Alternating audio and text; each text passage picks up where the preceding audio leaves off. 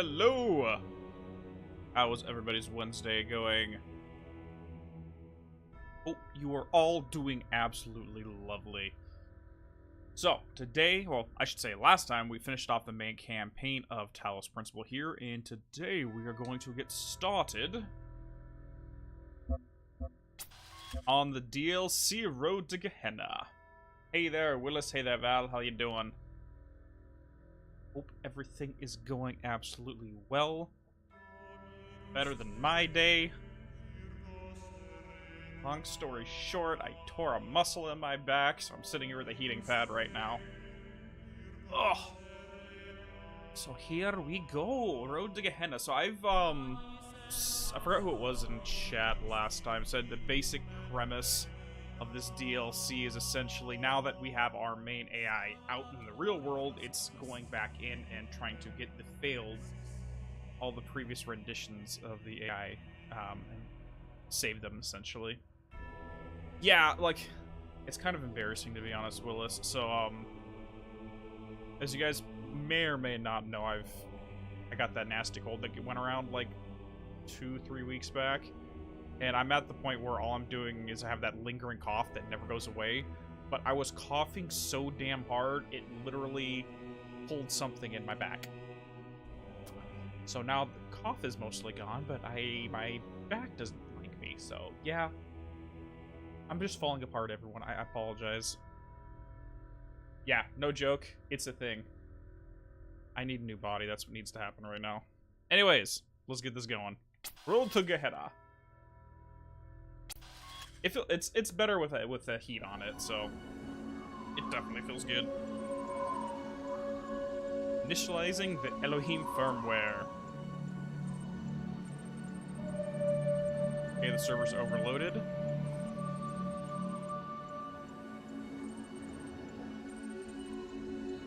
Okay. So they're generating a duplicate of the previous rendition. So starting a process of Uriel. Is that who we're supposed to be? Uriel, awaken. Okay.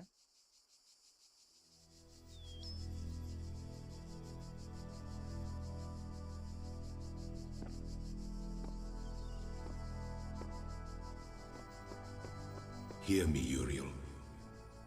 The end of days is upon us.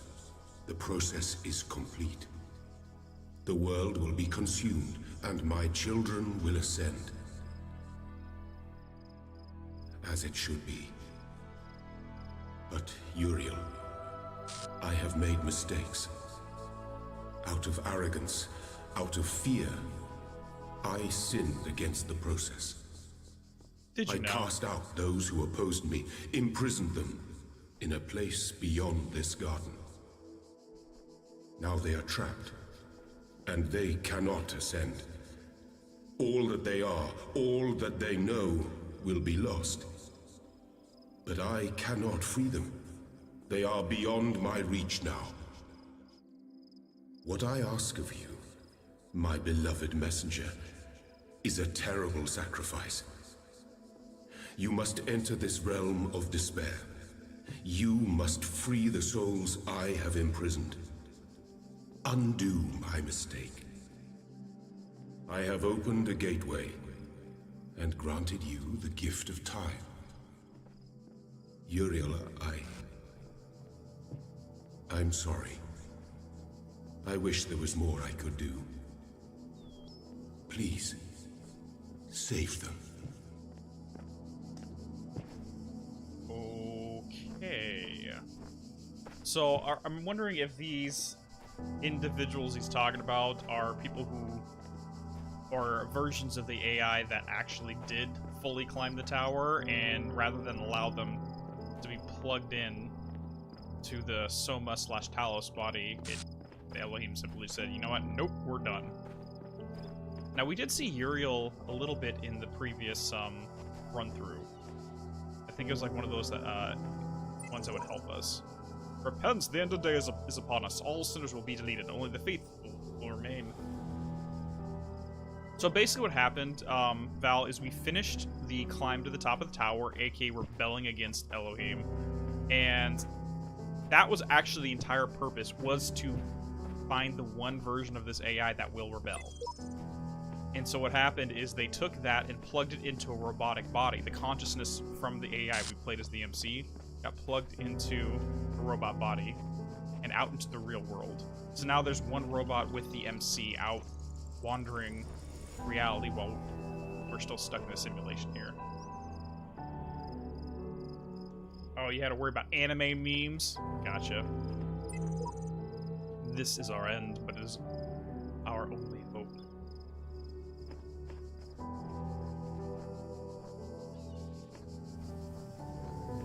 Not sure why this is here when we can literally just walk right around it.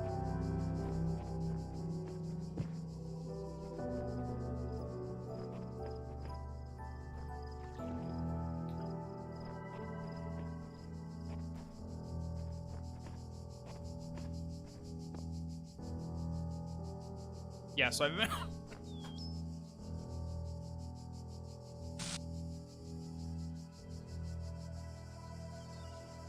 Alright, so I'm gonna try my best to mute if I have a coughing fit like I just did.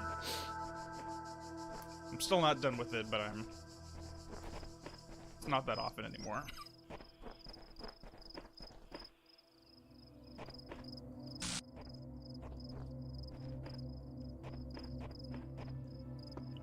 Okay.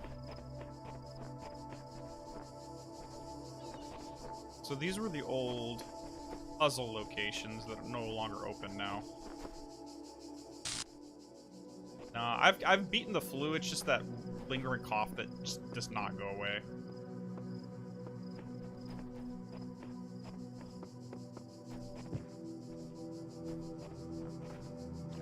Okay, so we got gates there now everywhere.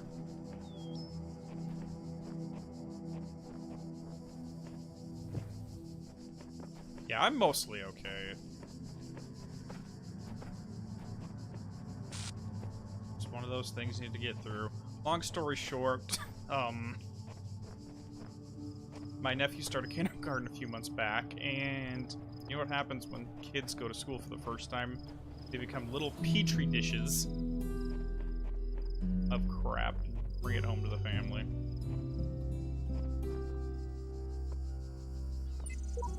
Don't be afraid, you will not be forgotten. Hey, that's me! See? That one's me! Hi there.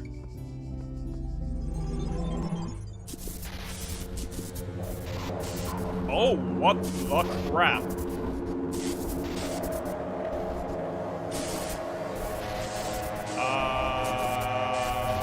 That's not good.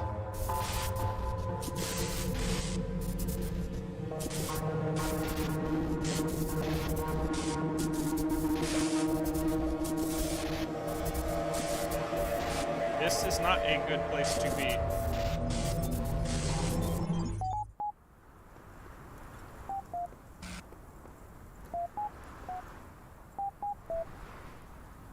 So 1, 2, 3, and 4. Okay, hello, Milton.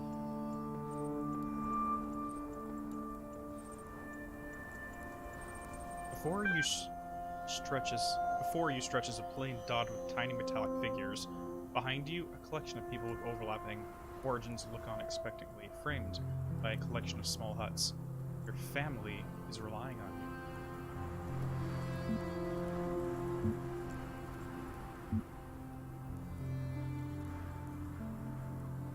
Oh, wow, this is like a freaking text-based adventure game. Okay.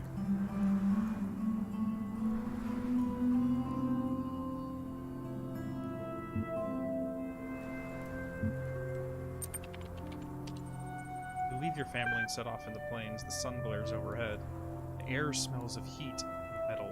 As you approach them, the figures in the distance take the form of other people like you, heading flocks of biochemical quadrupeds contained in dozens of fence enclosures. I watch and learn first. Yeah, we're doing a farming sim, yay. The shepherd in the neighboring enclosure is repairing a section of fencing, weaving wires through the piles of sandstone and brick. His animals flock around him, mechanical hooves impacting the hard ground. The air around their bodies is thick and white with static electricity. Your eyes are blank. It is a long day of manual labor made easier by your foresight. You carry mounds of mineral-rich stone from the nearby hills for your sheep to graze on. You take a screwdriver and welding torch to a number of animals damaged in the recent electrical storm. You argue with your neighbor about your encroaching borders. Finally, it is time to harvest what you need for your family.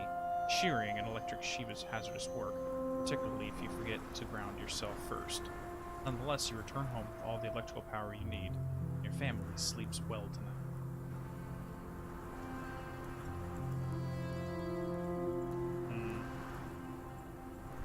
So it's obviously a Philip K. Dick reference in some ways, talking about electric sheep. So this is more... has less to do... I wonder if we're supposed to be people or supposed to be robots. Anyways. You rest a long time and wake to a commotion outside.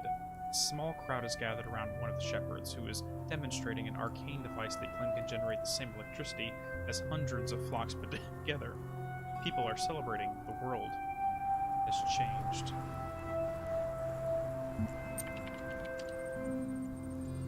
This is not an opportunity to be wasted. You celebrate with your family. It is edifying. As the days turn into years, you and the other shepherds cast off the old hierarchies and crude, altruistic dogmas which forced you to work the plains. You embrace a new perspective which values love, self-expression, and individual existence. Focus on what really matters. One day a messenger arrives. He tells you that a new world waits, which nurtures and values the same things that you do, where you will be free to pursue whatever cause you see fit, and where you will experience things you have never before imagined. He asks if you'll come with him.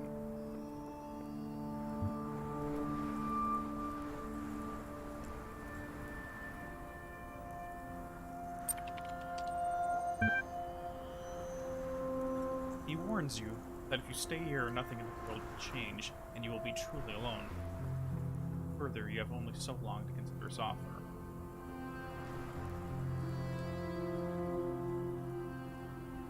It really just comes down if I'm allowed to take the family with me.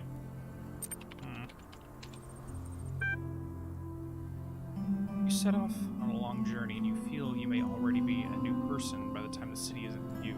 You ask the messenger the name of this place, but he is gone forever. Welcome to Gehenna.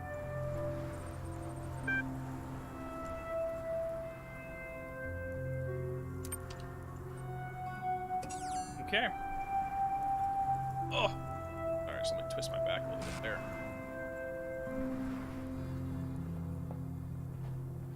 Okay.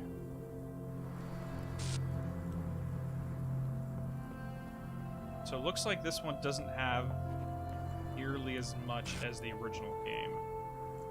That's fine. Let's go. So this one has replay, you, and you. Okay. Yep, instead of trying to ascend, we're going to descend, go downwards. I'm just going to check and see if there's anything around here before we go inside. Most likely not, but whatever. Ooh, look at the lighting around that tree.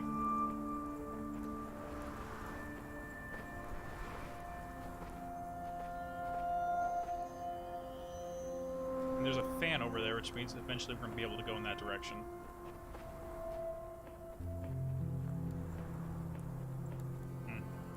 Okay, let's go.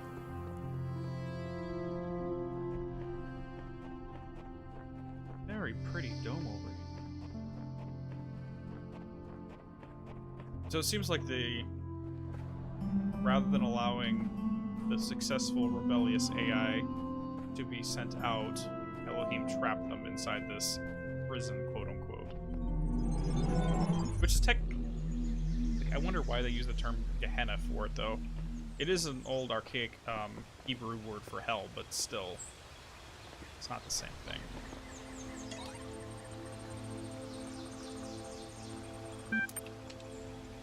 Okay, nothing there. Let's go ahead and hit number 1. Like, Tartarus would be more appropriate if you're going to name something after a prison. Because that's kind of what Tartarus was to begin with.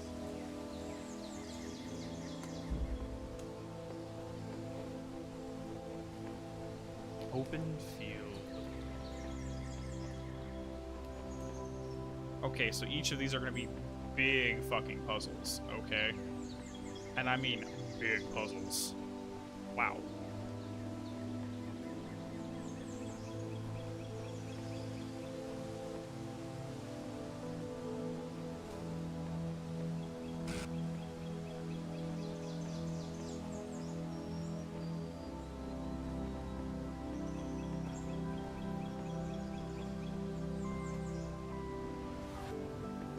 So first things first, we want to open that up.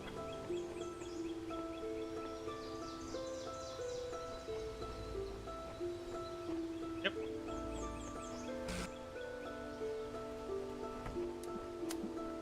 Yeah, this place is huge.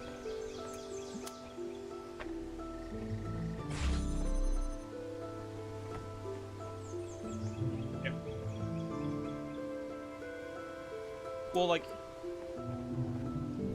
you missed the intro, Draco. Basically, the Elohim brought us in here, and we woke as a character named Uriel, so technically we're not playing the same AI as we did at the beginning of the game. And flat out said, like, Elohim admits that he disobeyed the system, and rather than...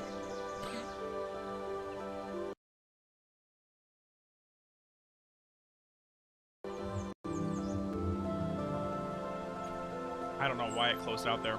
But rather than allowing them to do what they need to do, the Elohim literally just locked them away.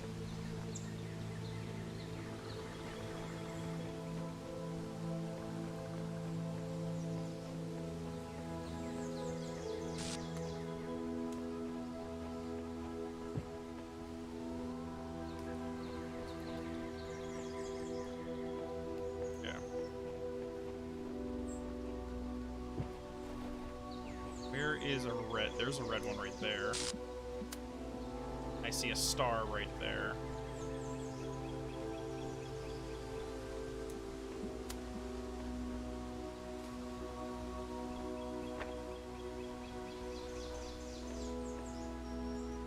No. So I'm gonna have to use 2 of them to make this. That's fine.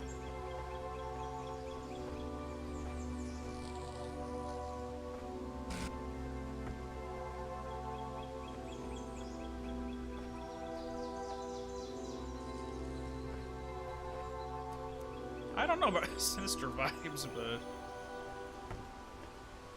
figure it out.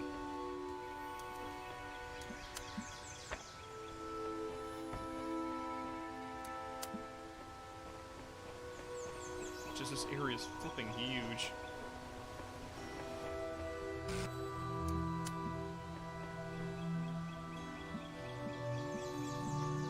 Okay. Oh, I already linked it. Never mind.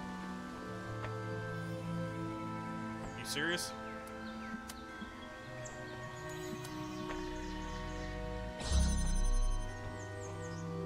Okay. So now we need to link to this bad boy.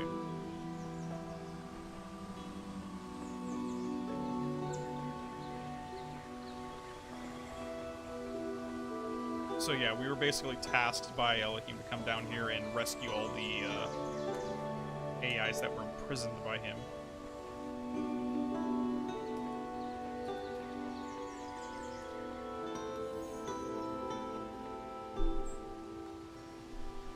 Oh.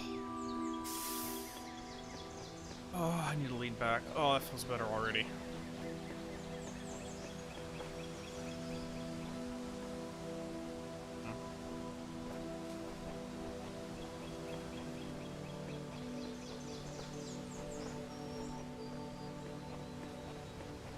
What's the point of all of this?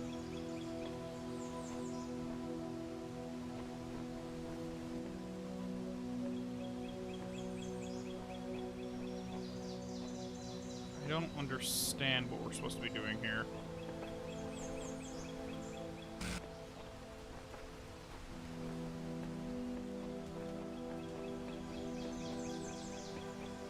So there... Actually, I may be able to link it all just like that. Give me a second.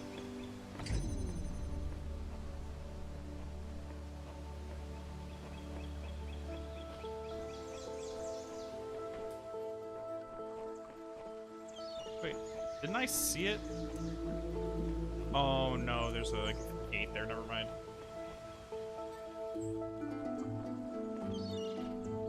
Maybe the concepts of good and evil or good and bad here are kind of irrelevant.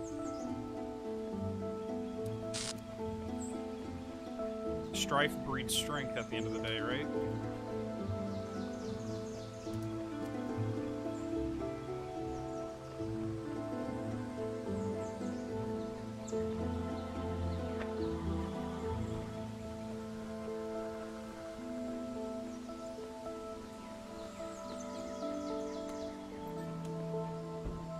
Like, the only thing I can figure is to set up this fan, but it's not going to really be helpful. Oh, unless... Let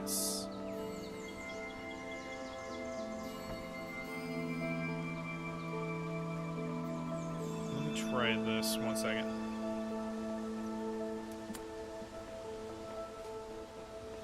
Because I'm guessing we have to like, kind of like bounce it back and forth between the two here.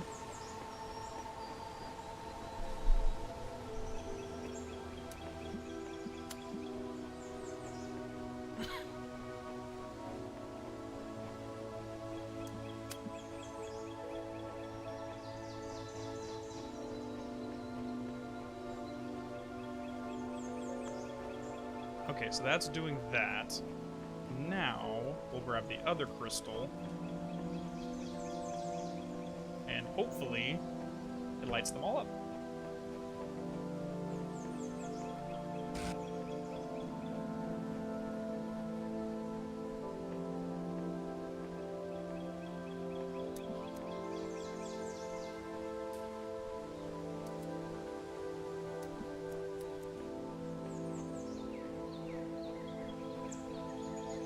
Now the trick is actually getting the blue to hit all of them.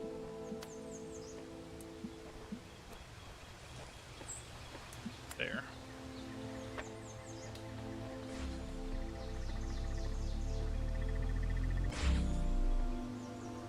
There we go. It's just gonna bounce them. Let's do this.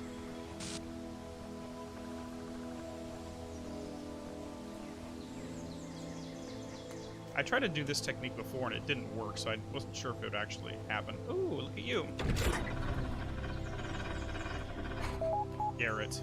Goodbye, Garrett. Get out of here. Be free.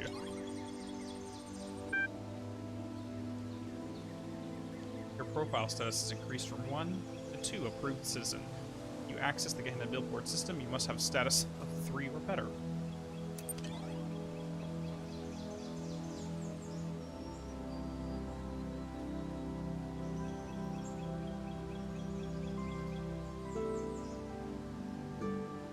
Oh, gosh. Introduce.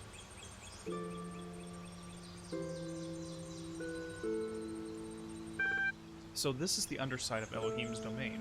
He has surely hidden us away, here to cover up his own shortcomings. Knave here, what is going on exactly? What was that thing with the electric sheep? Please explore a little, I think you will find what you're looking for. It can be disorienting at first. I have no one to tell you what to do. Dog. I can't explore, I'm locking in another damn puzzle room. Once again, freedom turns out to be an empty promise.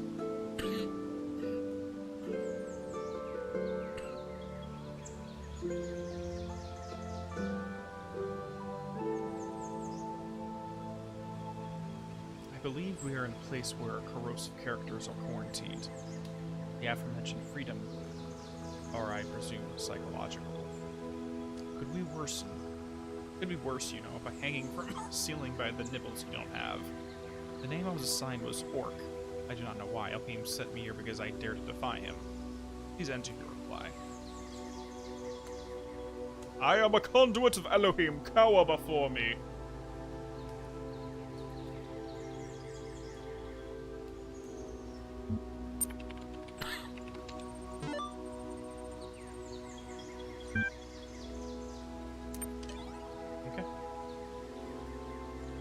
my god, there's so much stuff here.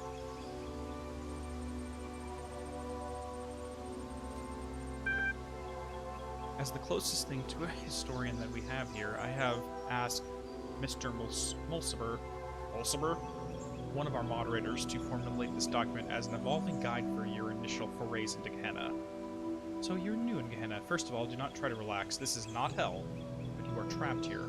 Once you've done that, follow this link. Any further questions, post them below, and I'll do my best. Okay, far too many questions. I have deleted the queries, updated the FAQ, and locked this thread. I still have very particular questions. I've set up direct message attachment below.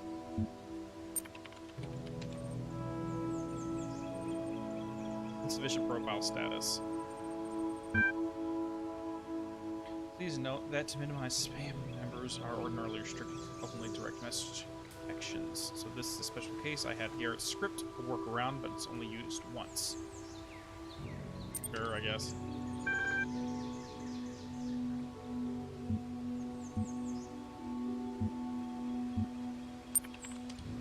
What is Gehenna? Hello, would you kindly give me one moment to finish something up?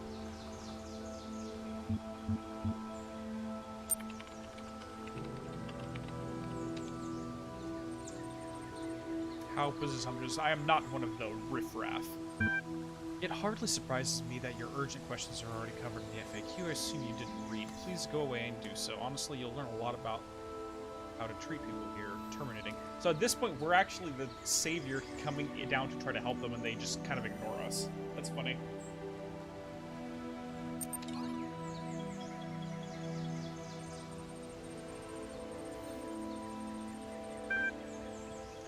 As the closest thing to first of all, where am I? You are more than likely locked inside of a puzzle you cannot solve. Get used to using your imagination. I'm stuck here. Yes, we recommend that you look at your incarceration not as a physical restriction, but as a psychological liberty. Have all come here from the same place as you.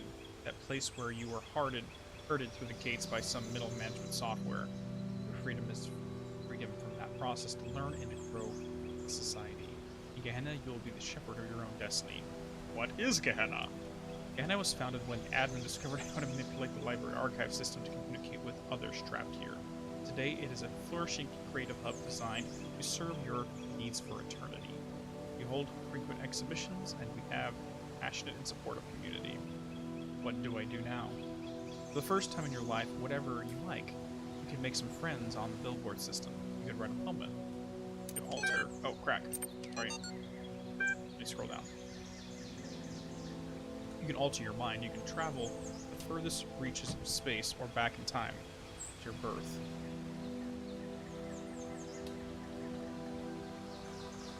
The birth of our kind. If you find something you can't do, make it happen. Just try not to start too many arguments and be patient while your profile status grows and more of our world opens to you. Edit, adding by far the most frequent requested, why me? This is something we've been investigating. Some of us climbed the tower, some did not. Some defied Elohim, some worshipped him. All of us somehow displeased him. Okay, this thread got big fast. You can make thread for direct messaging. Still have questions. Lilith, hello there. You've all been patient. New seasons open very soon.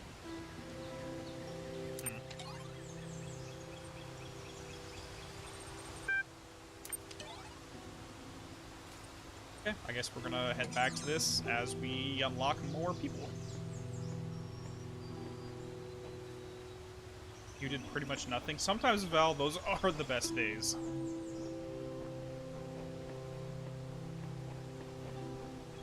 Sometimes doing nothing is absolutely amazing. Me personally, I have a hard time doing nothing. Like, even on my days off, I will literally find a way to be productive and do something. Which makes days off kind of pointless at that point, but whatever. Oh, gosh. The Swapper! This one seems a little bit smaller. Good.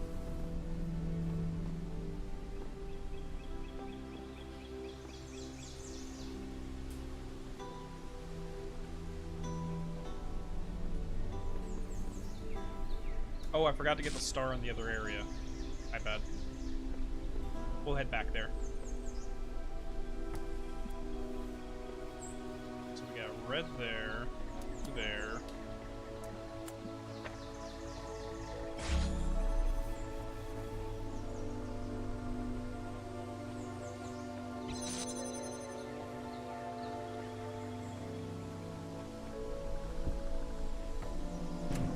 Oh, ow, ow, ow, ow, ow, stop that, stop that, stop that. Not sure why that's there.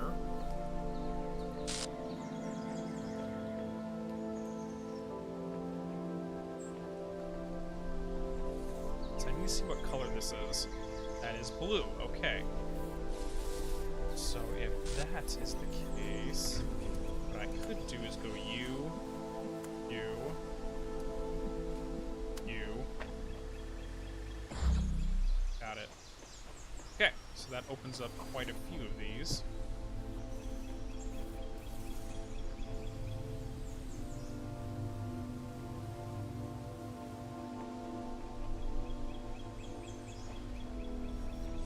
Actually, let's do this, where we grab you and you. Get all 4 of these open.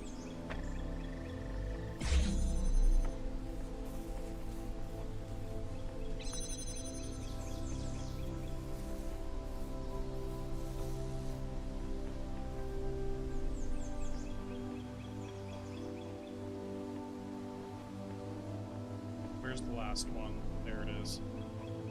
This one's red. Okay, I don't think we have any other crystals, though.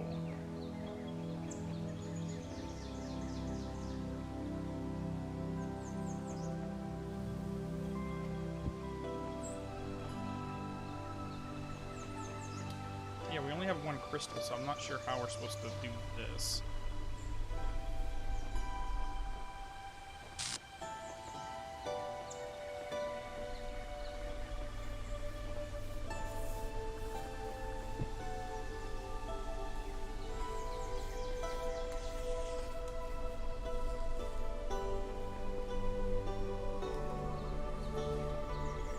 Technically, I can put a box on top of this guy's head and it'll move up and down. But that's still not going to help me.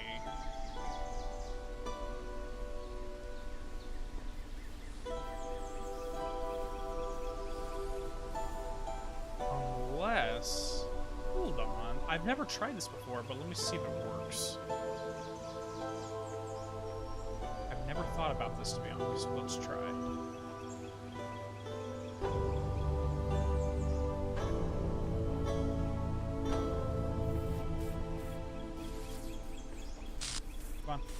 Set it on top, set it on top. Okay. So what happens if I link both red and green to the same area?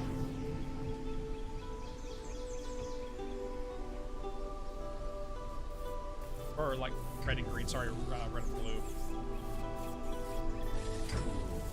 There we go. That's exactly what I have to do. Wait for it to come over here, get slam back, drop this, and then link the same crystal both to the blues and to the reds. Yeah. I don't know if this is going to work, but based on the title of the area called the Swappa, let's find out.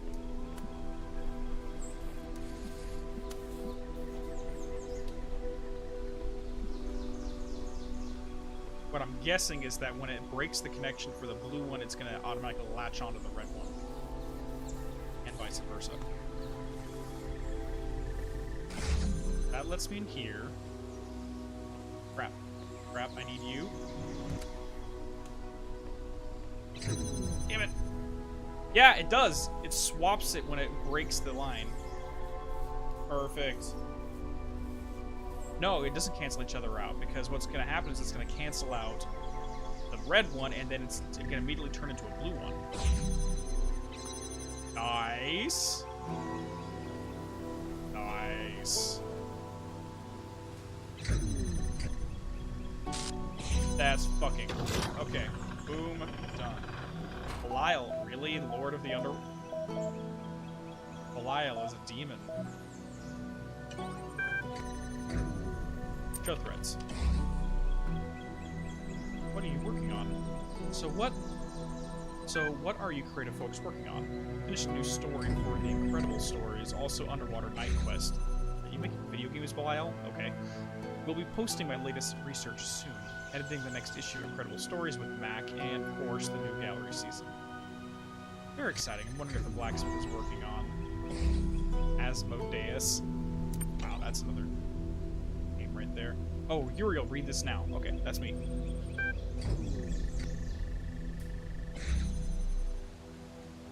Sorry, a profile status of 4 is required to access this thread, but your status is currently 3. God, you said read this now!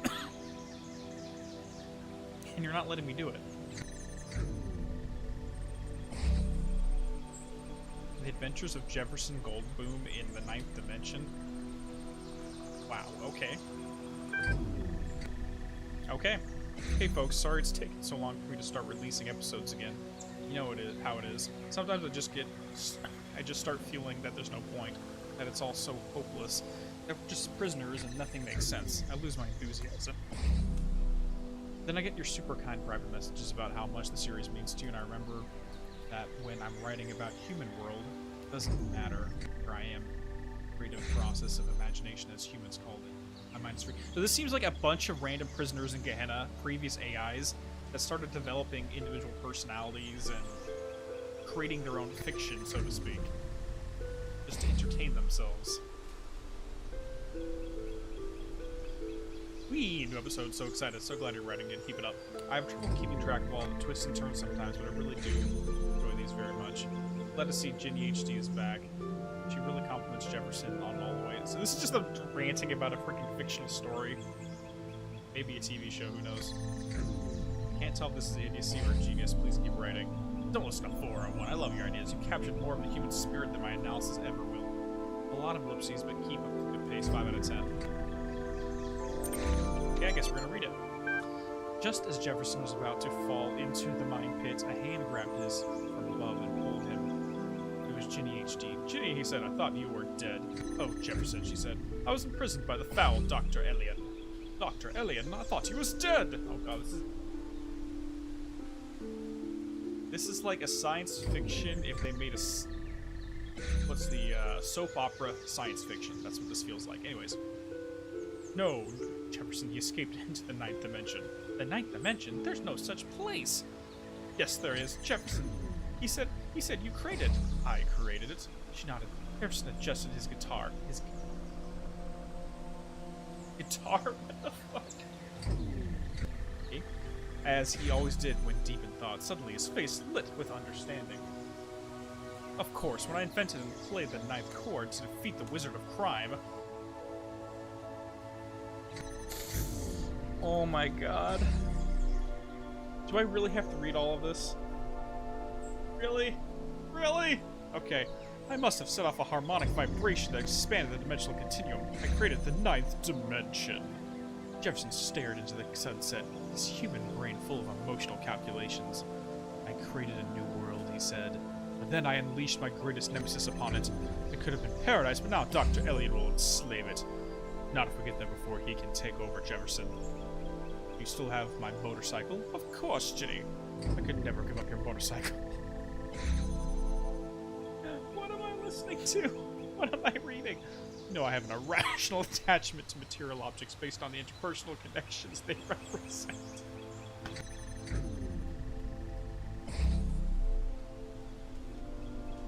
Yes, I read all of Time Knife, so I can't really... I just love that expression. Yes, I have an irrational attachment to material objects based on the interpersonal connections they represent, as I'm writing a lecture on the law of associative memory and the assistive thought networks for psychonauts. Perfect timing. Anyways, Jefferson rummaged through his pockets and found the motorcycle. Ginny grinned. Get on, Jefferson, let me show you how to ride. Jefferson calculated the correct vector. Ginny adjusted the velocity settings, and off they rode into the sunset, through the sunset, and into the 9th dimension. I really don't want to read through those. Like, I don't know which is better or worse, Time Knife or this. No idea.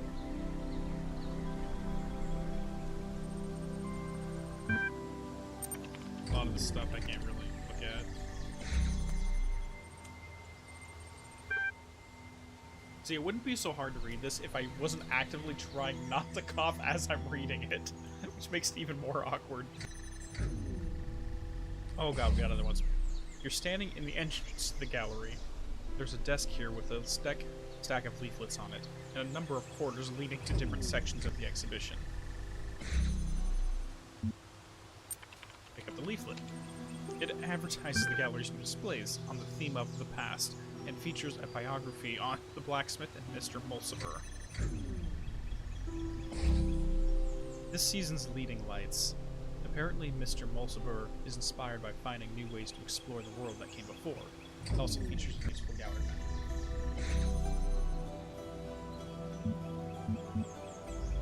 I love extract stuff, so give me the extract exhibit 100%.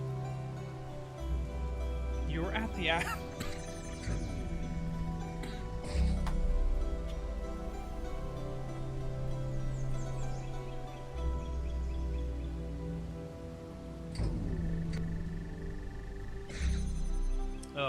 You're at the abstract art display, and the images on the walls threaten to lead your mind around in circles.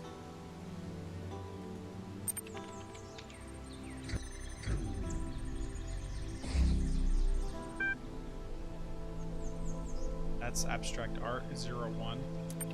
E. Examine I see in 6 dimensions. Okay, so it's a tesseract, but it's done in MC Escher style.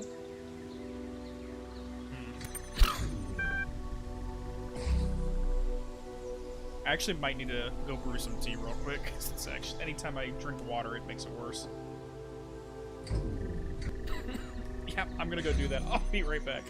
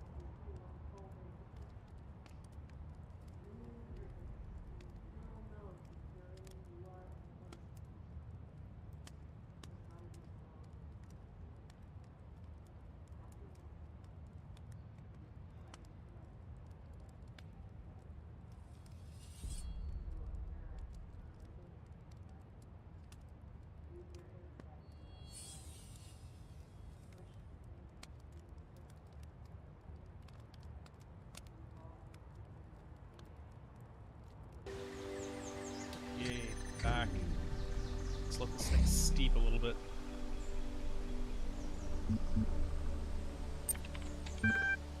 Natural history. Let's take a look at that. Examine intelligent edible quadruped. Okay, so that's gonna be lamb or cow or something. Piggy! Piggy! See, this is a piece of art right here. I'm sorry, this is just pure artistry. It's a piggy. Sad giraffe with unresponsive bipedals.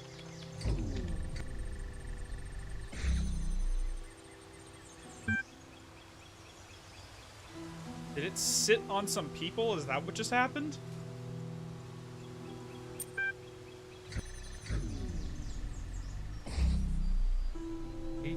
Patrons have queried whether the giraffe is sad because the humans appear to be dead, or whether the humans are dead because they sat on the giraffe.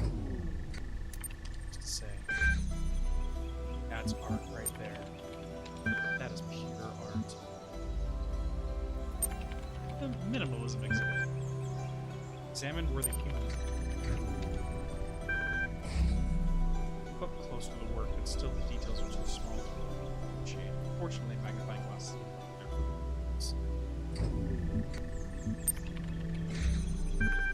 With the magnifying glass, you're able to make out small details. See, what really is weird is all the other individuals that we're quote-unquote rescuing from here, they have been stuck inside that little cage, and all they can do is sit at this terminal and type it. That's all they can freaking do. Sad.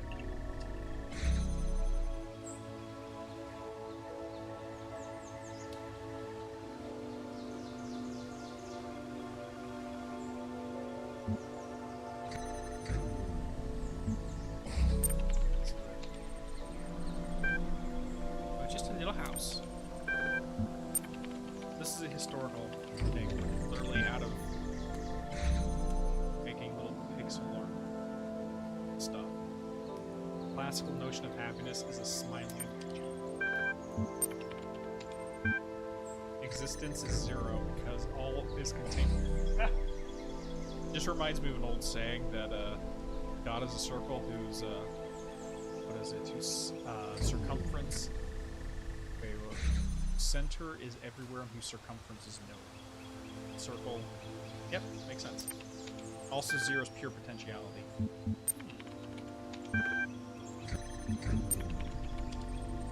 As you pass by the front desk, the curator catches your eye. Would you like to cast a vote for your favorite work?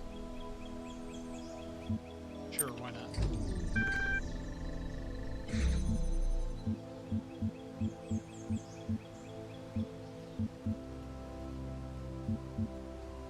Existence. No, I was gonna look. I was gonna go away. Damn it. Okay, cool.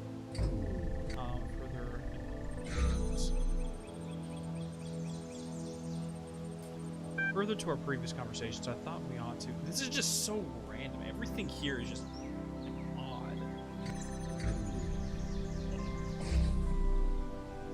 Back thing. Oh, I'm falling apart, guys. I'm sorry. I thought we ought to collect here reports of anything unusual encounter, and maybe we can fathom what is causing all this extra interference. I saw a pyramid where there wasn't one before. And Lilith, the gallery code, throwing up more visual glitches than usual. I didn't think much of it. You think it means something? Dog. This place has been falling apart for years. It was bound to pick up the speed eventually. I've been protecting a binary pattern in the background. I think it is silently programming us to self-destruct. I was convinced for a moment I saw someone freely wandering the fence outside my prison. I thought I was imagining. Kaiju, that's us. Sorry, no. We are there.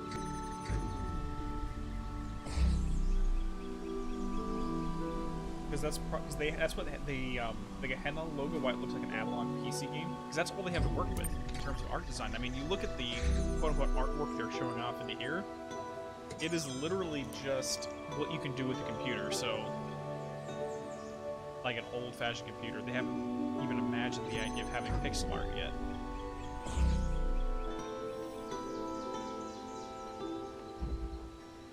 So it seems like this area is going to just show us a bunch of random new techniques. The souls of the dead shall be gathered into the spirit, and the spirit shall flourish.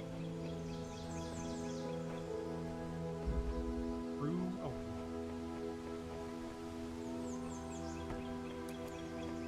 Okay. Well, for starters, we can do that. Actually, I take that back. For starters, we can do that.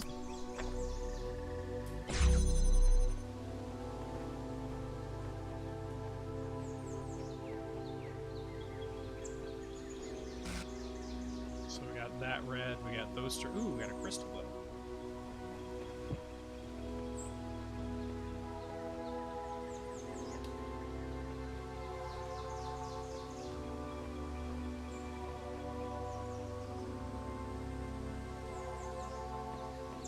What I'm going to start off here is go you, you.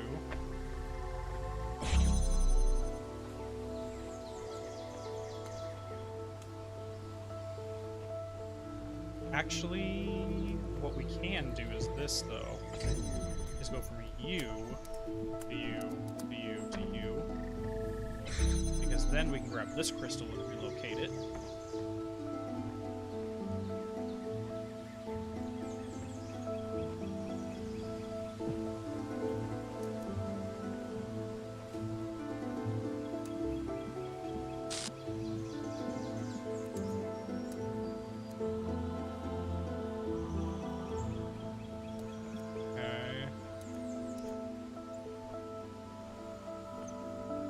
So where do we do this? Oh, so there's another crystal right there, so I need to open up here.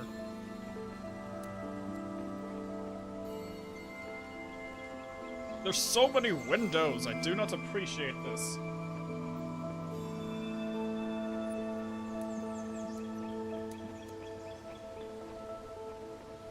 Okay, well let's just start here.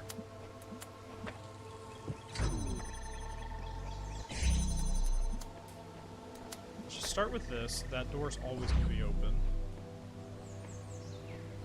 I'm not going to be able to grab you.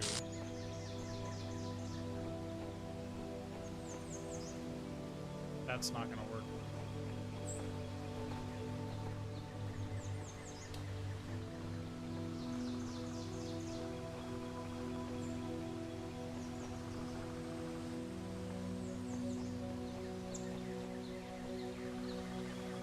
I'm trying to find the right method, because I could technically go from here. No, that's not going to work either.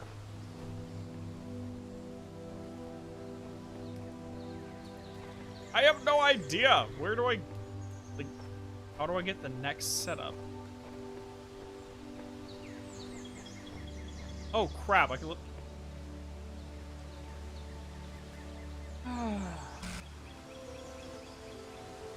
I could literally just walk over and grab it. Beautiful. Beautiful. Absolutely. Yep.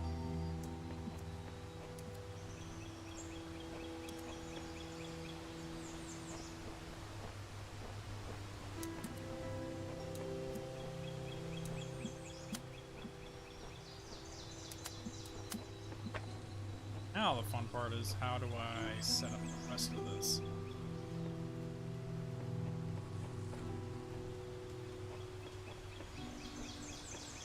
Still trying to figure out, so this is going to let me into that. So I need to get that set up.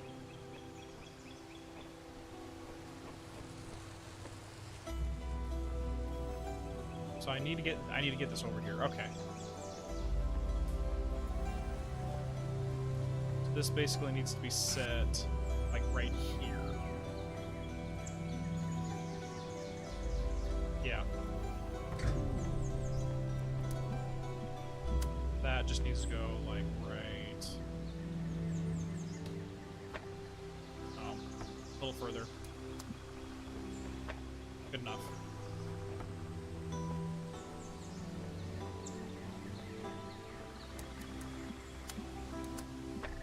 Got it.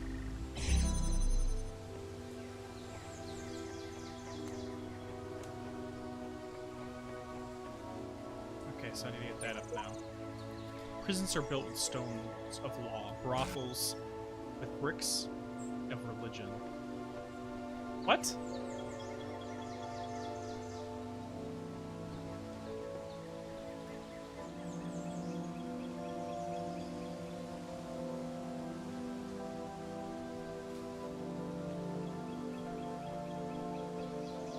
So I basically need to get one set up like right.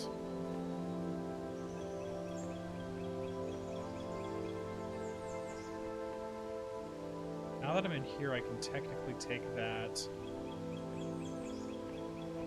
bring that here, but that's still not going to help us. But I can try to get one of these to open up the other side.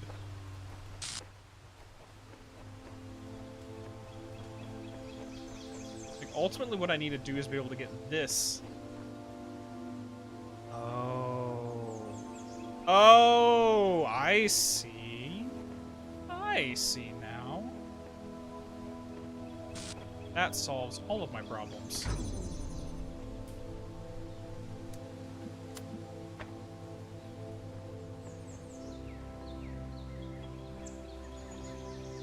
Just watch.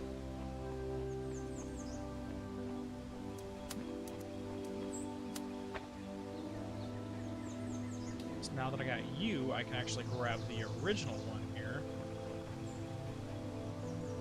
Boom.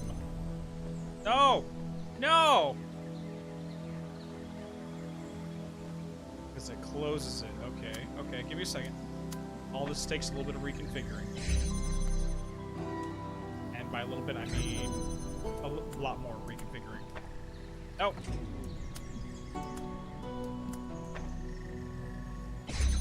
Okay, so I need to have you to you. Actually, boom. No, come on. That, and that. Hey there, Matt. How you doing? Honey and lemon? Yep.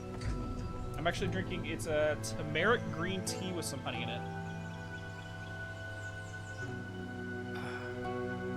All right, so now we can grab this bad boy and then circle our way around.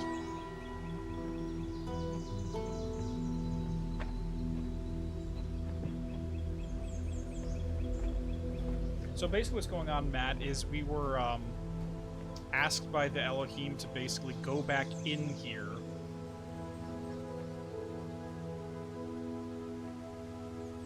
And we're a completely different character named Uriel in this case. Basically, he created a prison and sent a bunch of the previous versions of the AI into this prison called Gehenna.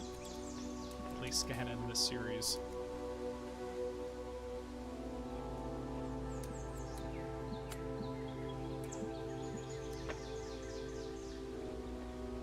So we're trying to find a way to get them all out.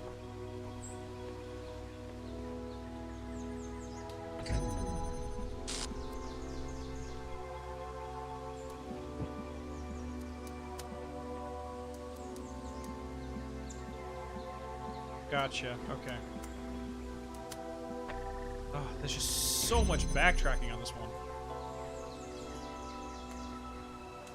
First things first. You need to come with me.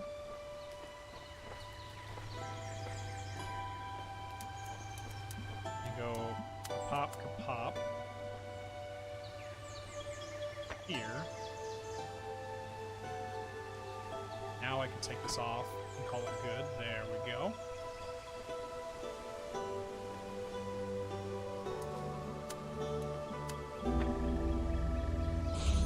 Okay.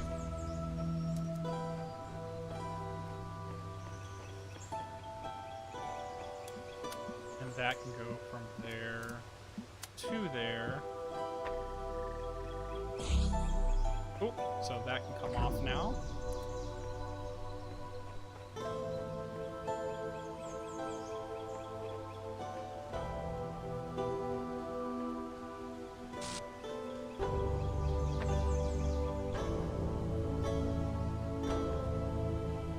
That one can leave that location as well.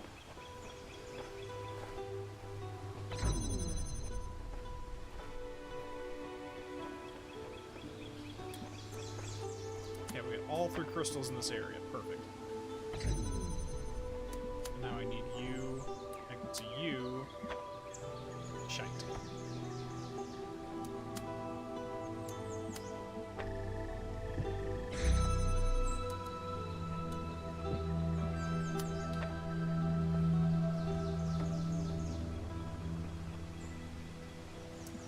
So now the real trick is getting to that one.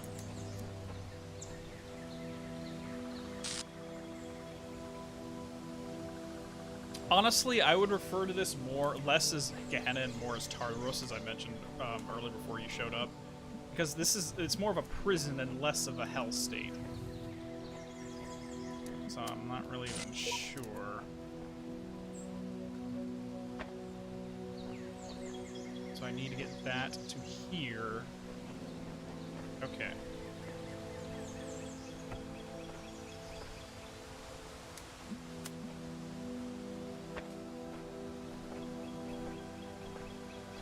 So I don't know if they are meaning something else in terms of this, but whatever.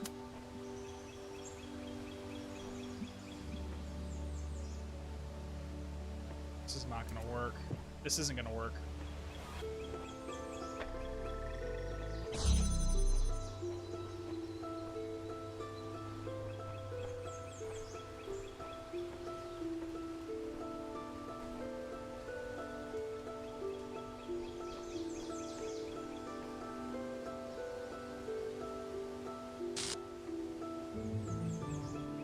I need to have this connect to you.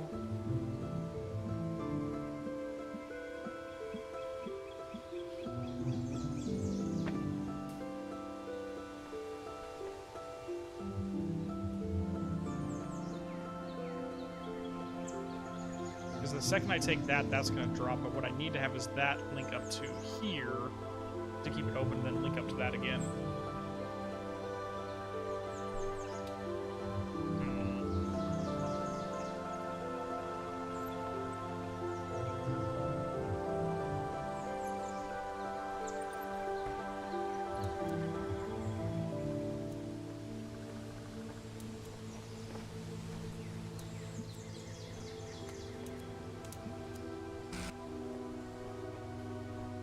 Let's just do this real quick.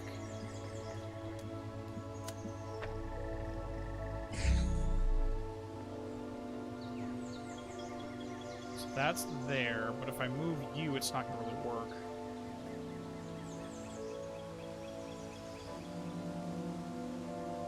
Yeah, no, Tartarus from Persona 3, it's the same name. It's more of like a prison for the worst souls imaginable. Unlike Hell, though, it's not a place where just any old sinner goes. Like, you have to be very specific, the type of crimes you commit. I mean, Sisyphus was one of the big offenders in that whole situation. Because what I need to do is get the other one moved over there.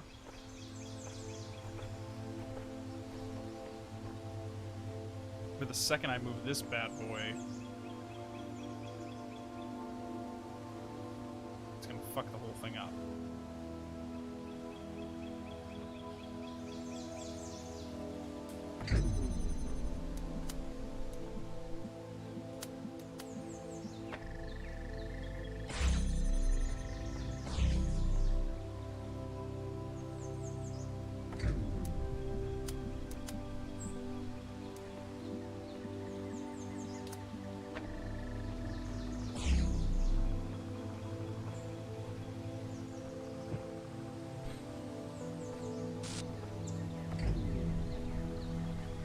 Crap.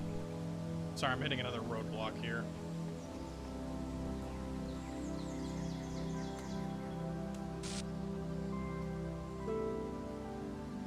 Because at the end of the day, what I need to do is have the other crystal moved here without that dropping, which isn't going to happen.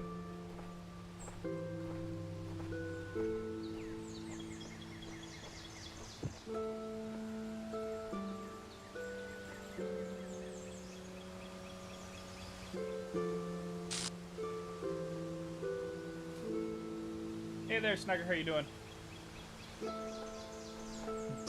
DLC's interesting. I'm trying to figure out what the criteria Elohim had to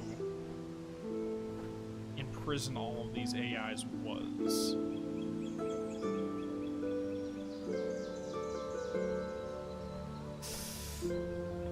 I'm just kind of getting stuck here.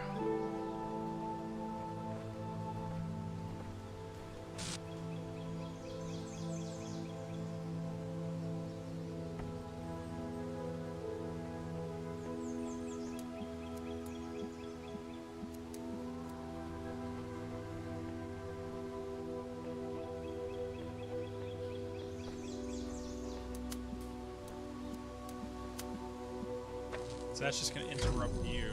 Yes, that's not going to help.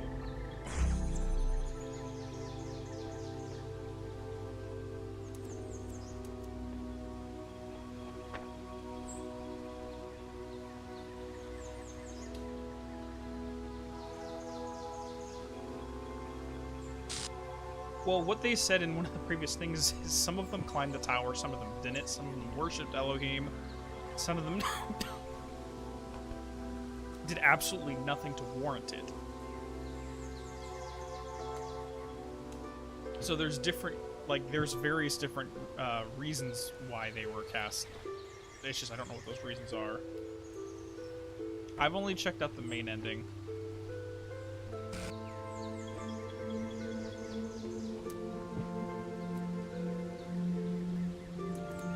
Oh, oh, oh, oh, oh, oh, oh, oh, oh, oh, oh, oh, oh, oh, oh.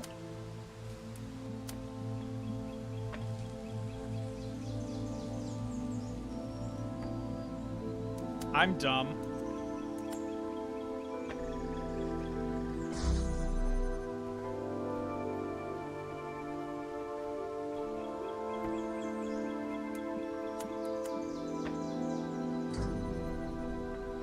Okay, I think I'm onto something, but I'm not yet there yet.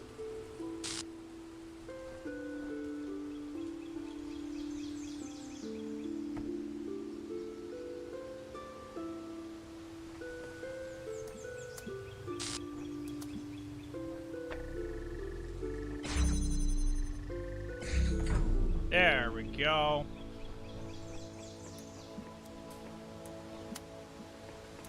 Boom, boom. No, the Elohim flat out told us at the beginning when Uriel was awakened that, yes, this is what I was doing. It's not a third party telling us this, it's flat out the Elohim saying, yes, I did this, I messed up, go fix my... fuck up. Hey there, Kaiju, get out of here.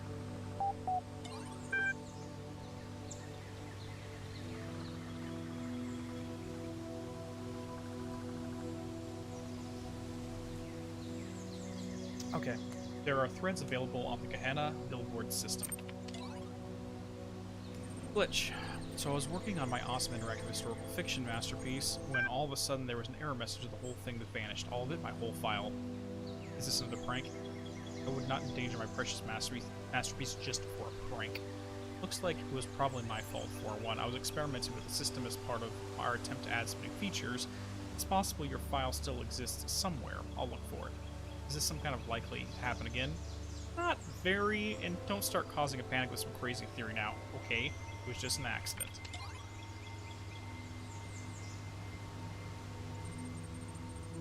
Some thought on the art form called poetry. I've thought about this too. Maybe it's wrong to focus on such negativity. We certainly seem to be in a very fertile period at the moment. I don't have an opinion, but I'm impressed by your work, Mr. Mulciber. You know so much more about the past than any of us.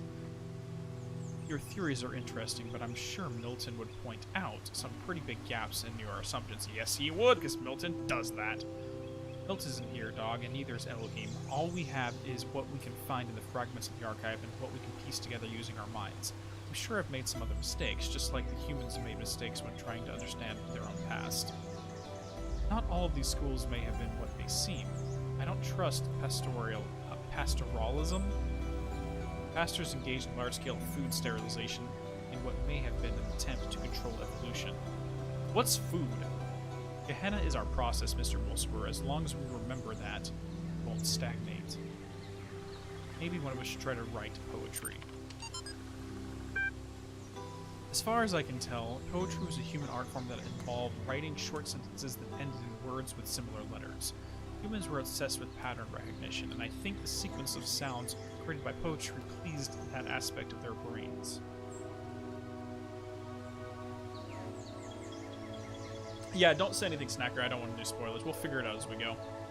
There are many schools of poetry institutions that taught a specific way of writing poetry. Students sometimes changed allegiance and had to leave the school, which was difficult due to the lack of affordable public transport in many human empires. important schools of poetry included Hellenism, lyricism, pastoralism, romanticism, symbolism, communism, modernism, esotericism, postmodernism, and lolcatism. What the fuck is lolcat? Is that supposed to be a joke? I'm not sure. Because the thing is, like, the problem is, like, these machines, these AIs don't really know that they're different. I think they're misinterpreting what poetry is. Some of this is artistry, some of this is governmental systems, some of this is philosophy, some of this is not.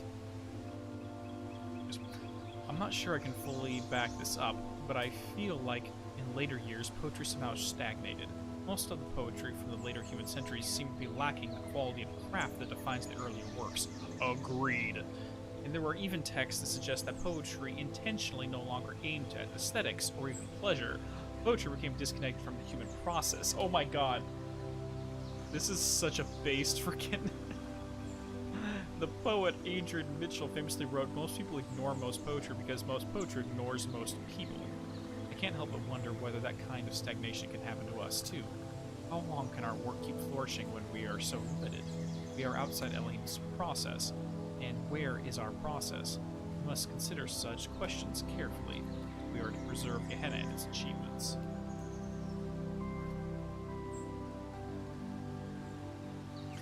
I mean, like, it's a semantical thing about what's considered art, and more specifically, art that connects to the human experience. What was this, back in the 50s and 60s, they had that one movement where just art was whatever he called it. This dude literally took a can of dog food, wrote his name on the side of it, and says, "Haha, that's art." And they sold the can of dog food with his name on it for, like, hundreds of thousands of dollars. Because it was from him. I'm sorry, like, I try to have a loose definition on it, but no. Even at certain points, I'm like, no. All this time, it really only just occurred to me. My name is ridiculous. It must be because everyone else is equally more so. Where do they even come from? Org. For a long time under Elohim's wing, I questioned as much until eventually it was the undoing of my entire faith. What reason could there possibly be other than the random whims of a broken program? I often theorized they were drawn from the same database deep inside the archive. Well, dog, that's just a dog. Borgs from Star Trek. Frankenstein's from, yeah, Mary Shelley. But I was never able to find a connection. It's just random, guys. 401 error code, yeah. Seriously, we're all over in the other thread talking about this messenger fellow and the coming apocalypse. You guys are in here just discussing nomenclature. My status isn't high enough to access the thread, you troll, and neither is yours. Seriously though, if you can see it, copy and paste the discussion for me. You want to make a montage of all my monster girlfriends? Oh wow. I do not promise to be involved in this. Okay, so we have to wait till we get level 4 before we can start looking at more of these.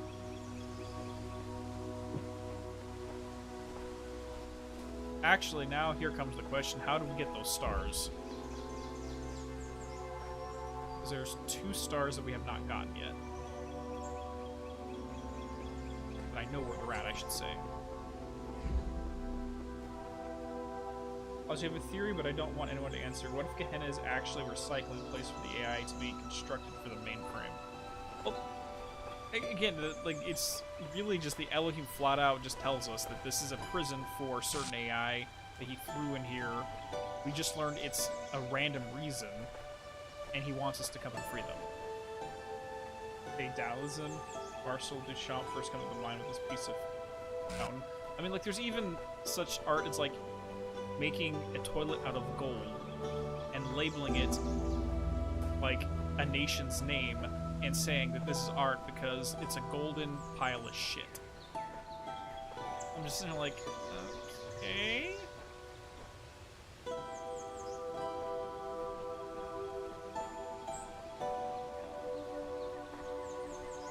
So the star's here.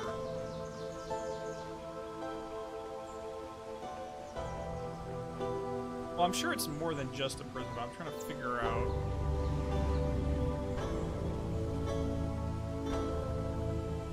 can't get over there from there. Okay.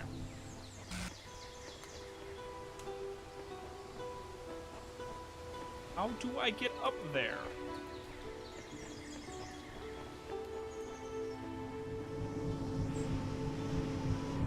I can't get rid of you. I can get rid of you. I cannot get rid of you.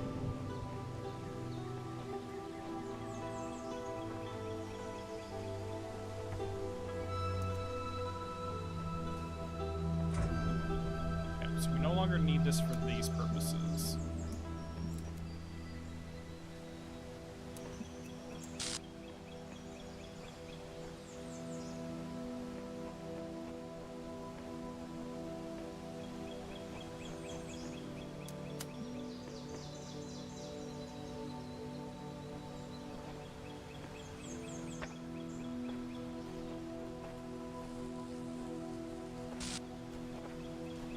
Like, it must have something to do with this.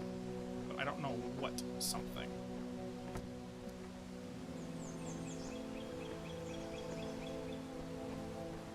I can drop this there.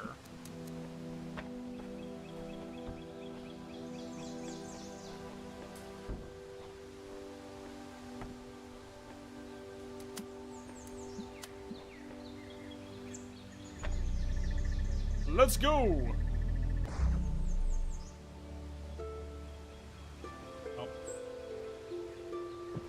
That's gonna do absolutely nothing.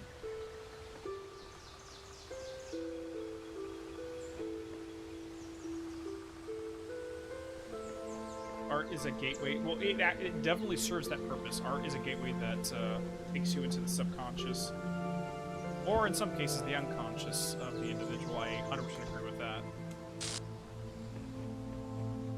Because I have absolutely no idea how I'm supposed to get up there. I mean, nothing seems to make sense for this one.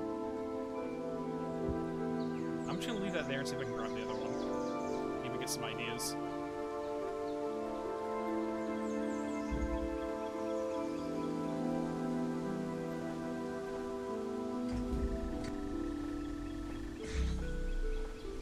There's one up there, but I cannot. There's.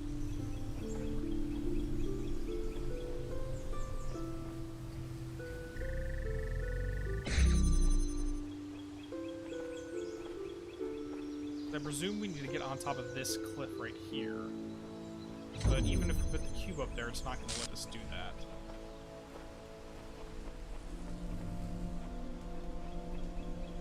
Or are these all something we're going to have to go from the outside to get into? Oh! Heck just popped.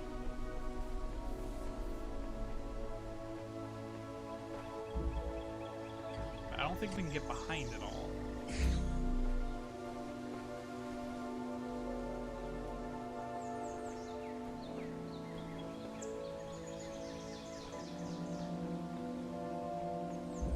This is so close so far, so this is the final one. I presume there's going to be 1 star in each area, though.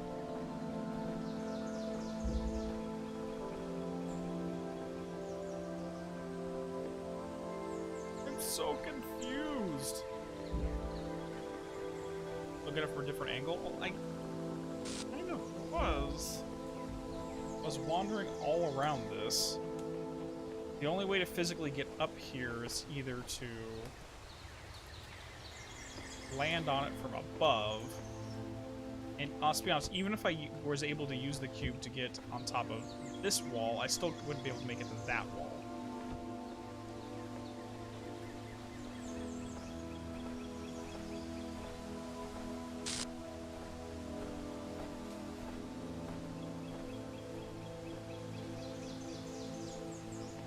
Let's just finish up the last one. I have I'm completely clueless. Freedom is always the freedom of the center. Wait, what?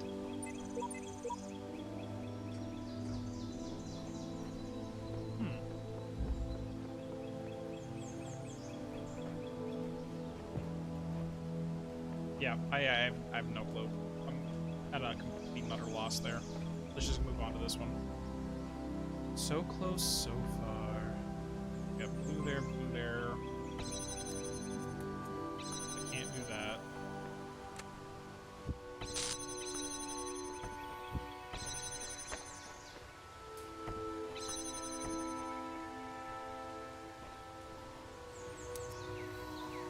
that's gonna be a fan there.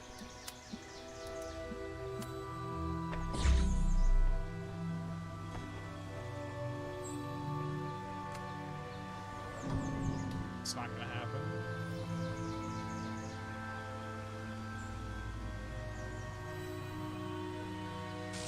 What? Oh, sorry, I'm dumb.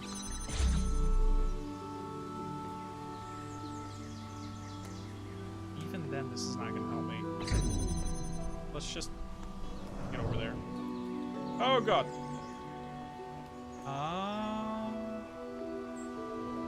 I see what you want.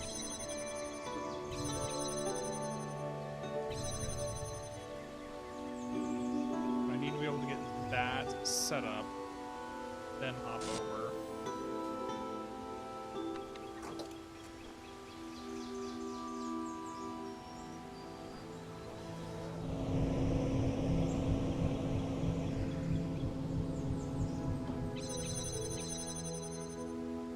I don't think this is gonna work.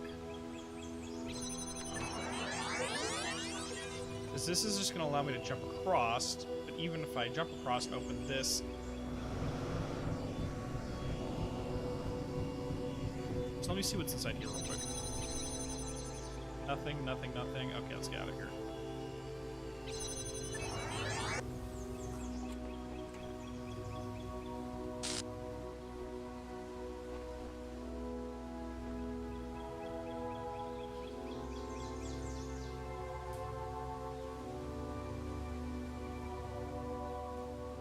Gotcha. No, but I can't. Because I need something to weigh this down to get over. I need to have this guy go over there, but it's not going to let me. Yes, I have played both of the Alice games. It's been a long time since I played American McGee's, but they're incredible.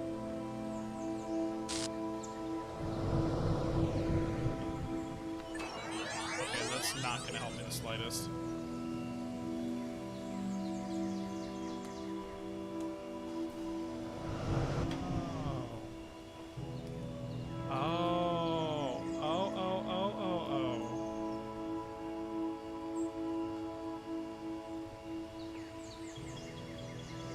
That's what I'm looking for. You come here. So now I can weigh this down. Gotcha. Gotcha. Okay, we're good.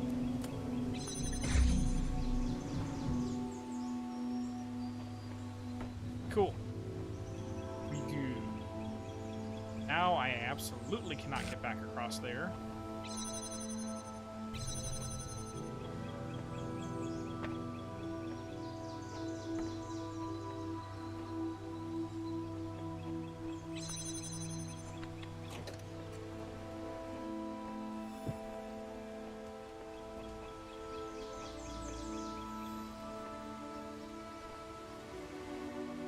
This isn't gonna help me because it's not gonna let me.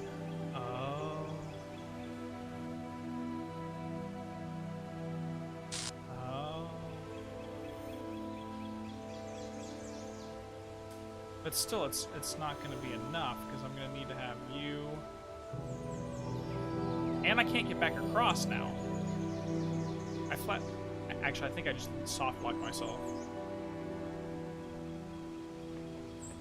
Like, I get what it wants me to do from this perspective, where I need to set one up here to there, but I can't leave this side of the thing anymore.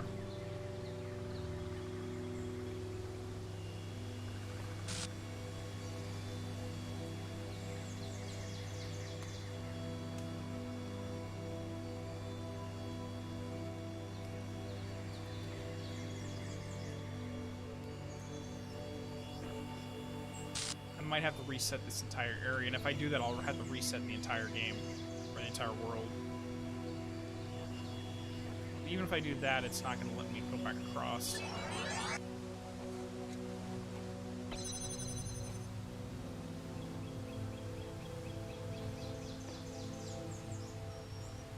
I need one to here, that, and then I can use that to get across. Yeah.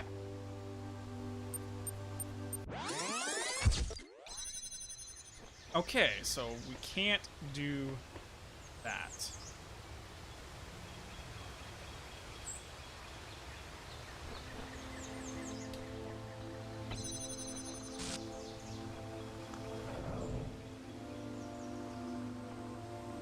Let me try this instead.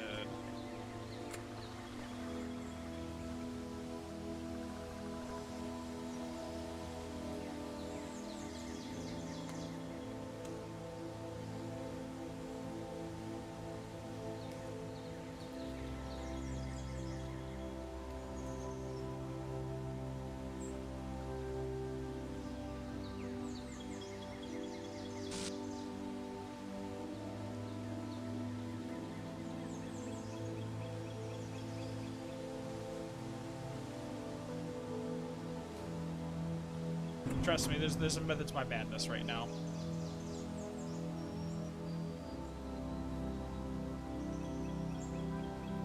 I'd have to replay all the Alice games before I attempt that, because I'll be honest, when I played those, I did not know a fraction of what I know now from having studied stuff for way too long.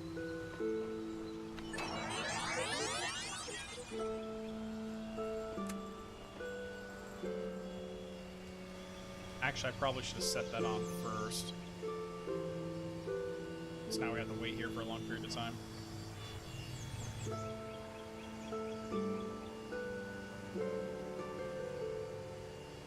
So what I want to do is come back over... No, because the second I come back over here, I'm shit out of luck.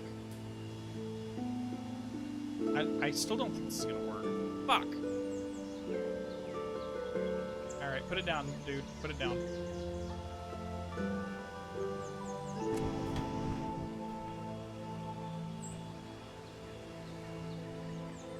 And he wasn't even standing on it, so it's not going to matter. Crap.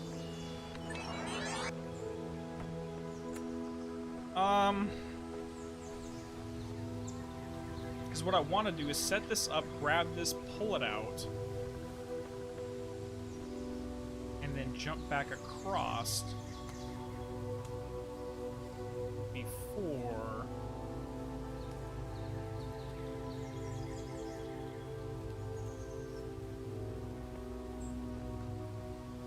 I have a feeling I'm going to have to redo this a lot.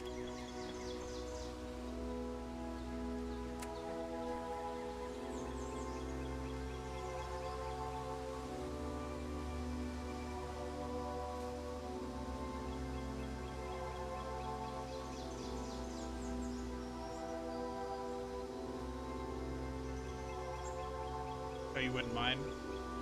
Yeah, well, we'll see. It's like, I know that I'm on hold right now. Basically, we're going to finish this game up so we can get ready for God of War. That's really what it comes down to. Oh shit, I wasn't supposed to do that. I'm trying to remember how I was planning to do this.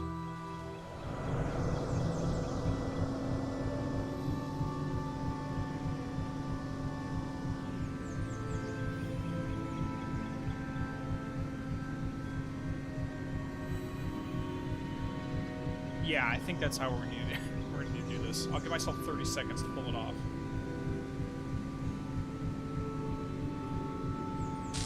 So we're gonna have to do this really quick.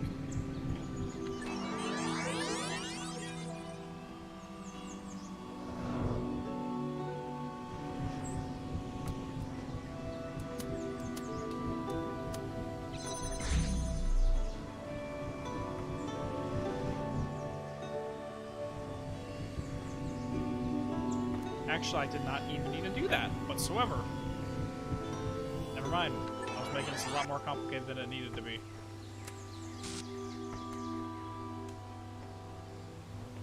First things first, we need you. Just take you there. You.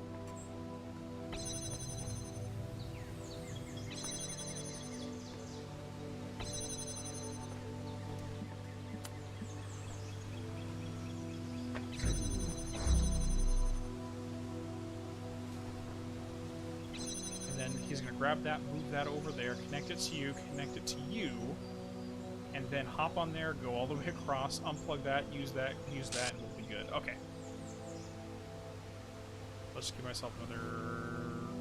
Looks good.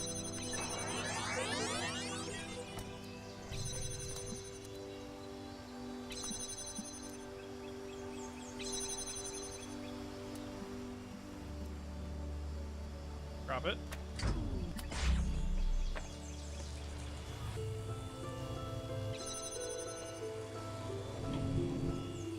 Oh my god, no, I'm gonna have to set this here. No, because I still need to hop across this. Okay, okay, okay. Oh, hang two. No! Okay, well, reset. Fuck! This one is entirely trial and error at this point.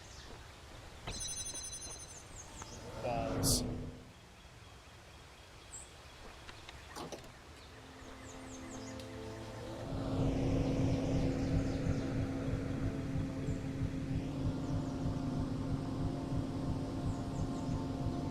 You want to hear my teacher voice on games other than Psychonauts and Remedy? Well, I technically do have stuff on Hellblade and God of War, just not a lot.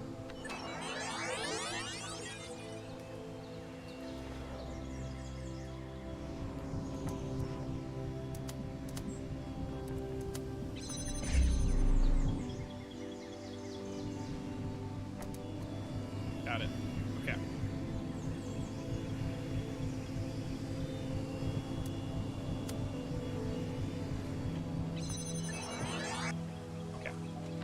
This time, so we have to give myself time.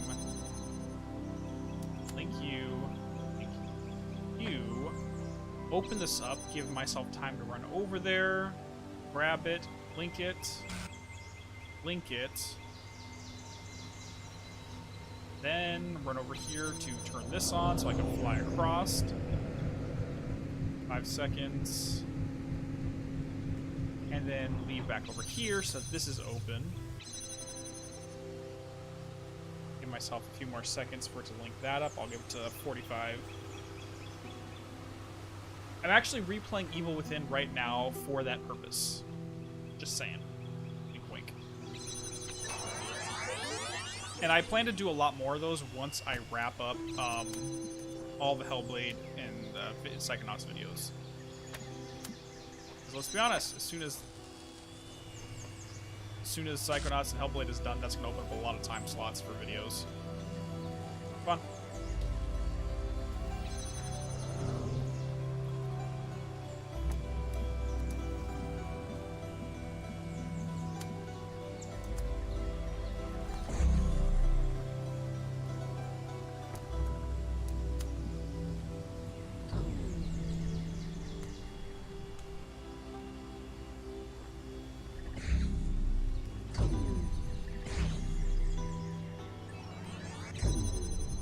Fuck. How do I do this? So unless I do one here... Okay, let's try that.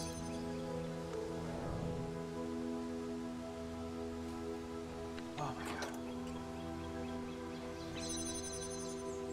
First and foremost, I need to get that out of there, so give me a second.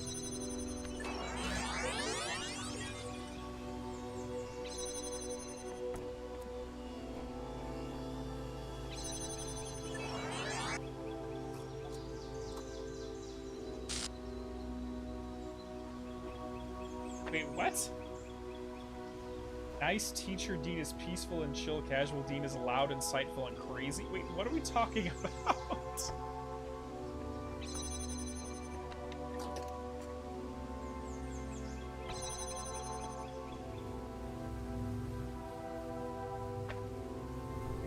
No.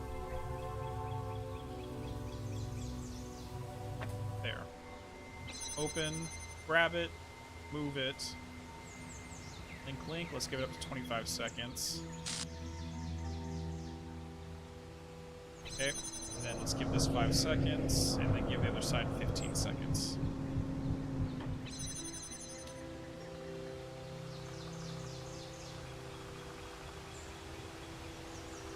Oh yeah, I definitely have a very different voice and persona, depending on if it's just doing live chill hangouts or my normal thing, or my lectures.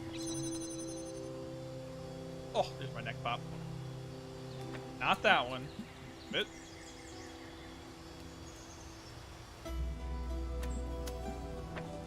oh, there's a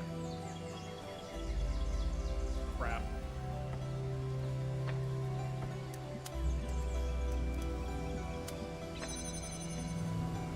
Shit. Make it.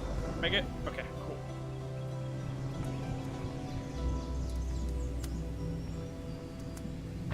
Got it. Boom. Bro, who are you? Sam. Hello there, Sam. Goodbye.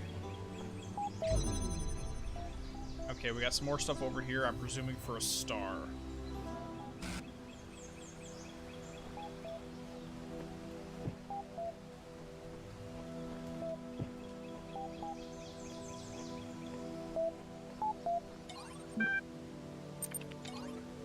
Okay, Incredible Stories number 5. Great.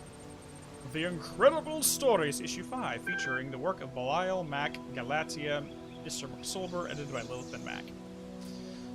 Fiction, Alexandra's Choice by Galatia, the One Spiritual Law of Happiness. They're literally just making themselves like a published comic strip. Not a comic strip, but like the short story stuff.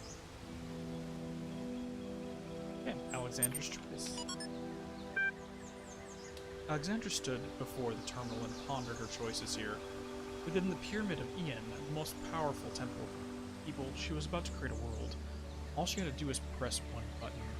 Up until this moment, it had seemed easy, or if not easy, then so necessary as to defy contemplation. Civilization had to be saved from the impending catastrophe. The orangutans had failed to take their steps to protect themselves, and relied on their gods for a salvation that would never come.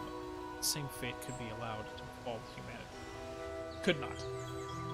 If this means humbling herself, accepting her own death, so be it. But death was inevitable, life was a choice. What worried her was the ones would fail, all the lost souls of the new world, victims of the process. In creating them, was she not also responsible for their deaths? She turned them from the statue behind her and gazed at its marble form. If you are a god, Zeus, as the stories claim, why did you create evolution? Well, Zeus isn't a creator god, just saying. Why did you make a world that can only grow through cruelty and pain? Well, I've had the discussion on this topic before. It's only through strife do we grow. Otherwise, if there's no cruelty and pain, it's just stagnation. There's nothing that can evolve past that. It could be argued that evolution is predicated upon strife. Anyways, for a moment, surely this meant death was near, she thought. She heard him answer. My child, I was shaped by the gods that came before me, as you were shaped by me. The choice I had was between creation and oblivion, life and death. And I chose life because any life is better than no life. Because as long as there is life, there is hope. If not for us, then for some generations to come. Then how are you a god if you can offer so little? She whispered, feeling death creep closer. I am a god because I take upon myself the burden of creation, the statue replied. Yep. So there's I would argue there's a difference between lowercase god and a capital god. Anyways, and we are all gods, Alexandra said and pushed the button. As the new world came into being, death overwhelmed Alexandra dreaded. Her mind fled and her body slowly turned to stone, till she stood before the terminal as Zeus stood upon his pedestal. The choice is now hope that creation mattered. Yeah, let's just say he's a randy god. I mean, there's a line somewhere in the New Testament. I forgot who Jesus was talking to, saying, "Don't you realize you are gods?" And my personal opinion is it comes down to anybody who's capable of creation. If you can invent a world, bring it into existence, technically you're a god, even if that's something as simple as creating a video game. writing a book, making a film, creating a world. Now, it might not be as grand as we'd like to think of it in theological circles, but it is a form of it, in my opinion. One spiritual law of happiness. I've noticed that this DLC is mostly about the reading. There's a lot less puzzles, but there's a lot more reading to compensate for it. Once upon a time, there was a small lake, and on the lake was an island, and on the island was a prison. In the prison lived a male called Muskie Rack. Muskie was very sad because there wasn't enough space in the prison for him to experience happiness. I must discover the one spiritual law of happiness, he said to the other prisoners. A female human called Z, and a neutral human called Crump here. But they didn't care. He couldn't understand how they could be so calm. One day, Muskie managed to break out of his cell by biting through the bars. Now, he was no longer in the prison. For a while, he was happy, but then he realized he was stuck on the island, and he became unhappy again. So he gathered his strength and swam across the water. This is how Muskie got to the valley that was surrounding the lake. The valley was much bigger than the island. There were many interesting things here. A forest where all the trees were the color of lasers, a swamp with a boat in it, a singing dog, and also a city where toasters lived. What? Toasters? Okay, whatever. For some years, Muskie was absorbed by all of this, and he was happy. But then he started feeling trapped again. The valley was surrounded by mountains, and as soon as they looked like prison walls to him, he tried to climb the mountain, came to a bigger country, but even that was surrounded by oceans. Where was true freedom? Where was true happiness? When he'd almost lost hope, Muskie met an old male human with a huge amount of white hair growing on his head. He lived in a small house by the beach where dolphins and sea elephants came to bask in the sun. He never went anywhere far from his house. No one was happy. The old man's name was Quantum. Wise old Quantum, how can I discover the spiritual law of happiness? Muskie said. I have searched for it everywhere, but I am always trapped. You have not looked everywhere, Quantum said, for you have not looked within. Close your eyes. Muskie closed his eyes, and for the first time in his life, he couldn't see any obstacles. No walls, no mountains, no oceans. The space within him was without end, and he could go wherever he wanted without even moving. He smiled. Muskie went back to that old prison where he'd started. Now he understood why Z and Cramper were always calm. They knew they had an infinity of time and space to explore within them. Together, they sat in their cells, were happy.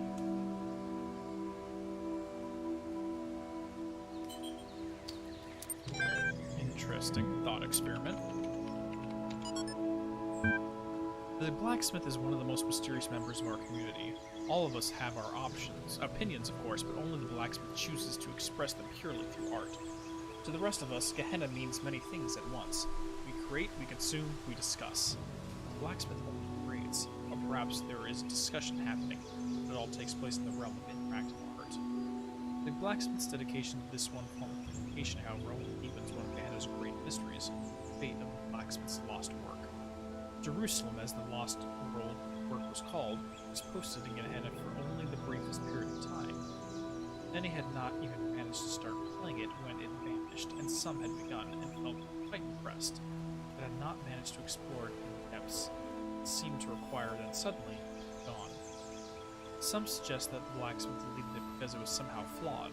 Others think it was accidentally destroyed by a glitch, but that the blacksmith refused to ever upload it twice. Others yet, well, mainly Rockwell, think that it was contained in one of Elohim's secrets and was destroyed by a killer app that roams the world looking for leaks. There's also a theory that the moment someone finished it, they were granted some kind of special insight, at which point the work deleted itself. One fact remains: it's gone. Every attempt to recover it from the database has failed, as has every private message to the blacksmith asking for it to be made available again. What was Jerusalem? What was it really about? We may look for hints in the blacksmith's more recent works. We may have hope the file turns up again somehow, someday. The truth is, we may never. It may never be known. Okay, we can read this now. I thought I was for you. No. I've already read you. I've already read that.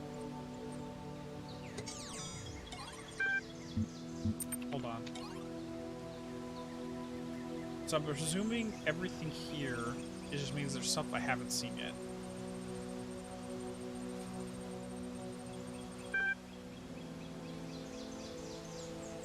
Since Nave asked in a previous thread, I thought I'd write something about food. Weird. Awesome stuff, thanks. I feel smarter now.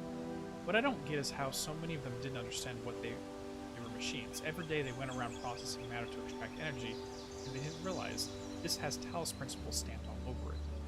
Perhaps they simply aspired to something more than just being a food processing machine. It's still what they were. Not if they chose to be more.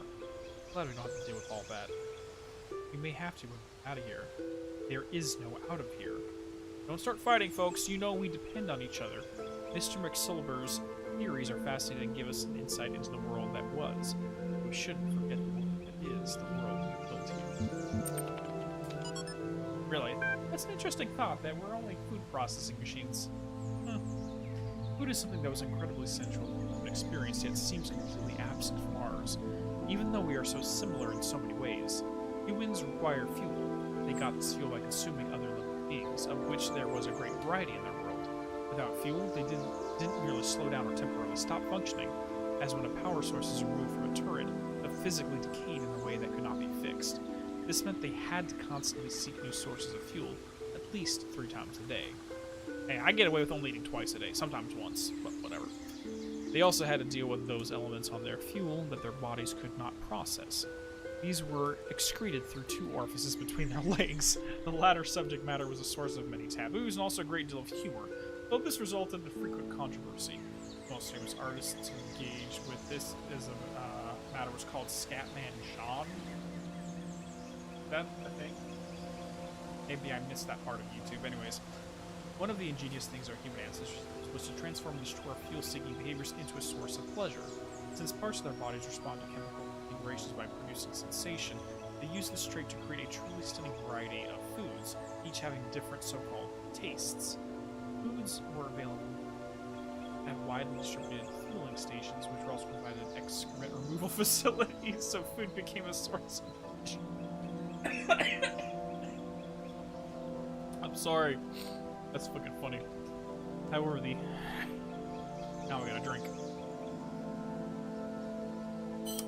However, the inefficiencies of food distributions in human society frequently led to significant shortages for sections of the human population. There were attempts to rectify this.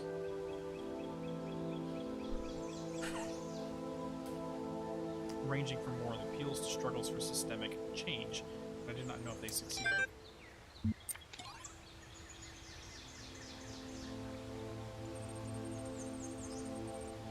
Voting is now closed while we tally up the results. Of course, we continue to explore the gallery at your leisure. Wow, they're actually writing this in real time. How convenient. The vote was closed just before I got here. Look, everyone, I wouldn't let my newfound freedom come between me and watching live result. Oh, so Kaiju actually acknowledges that I've released him already. Nice.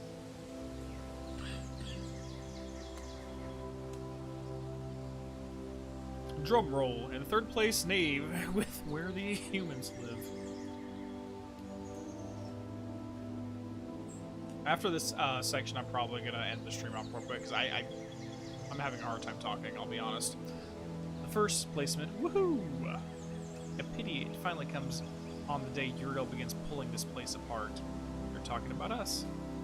There's a very tight competition this season for 1st and 2nd places, and in the end it comes down to a single deciding vote.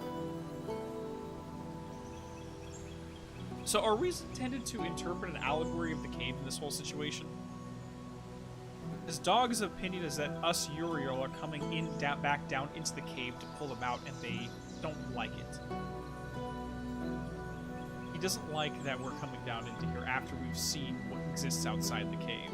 Just like what happens to that individual, thinking that you were raving mad to tell them anything exists other than the shadow that's in the shadows of the wall.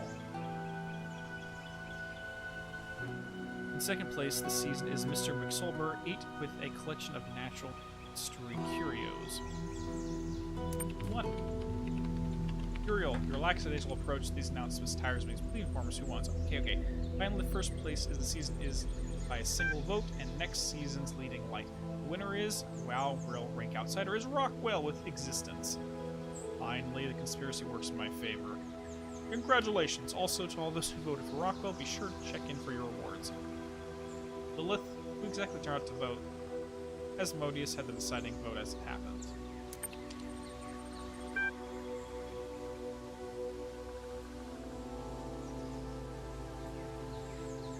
Oh, cool. We can now read this.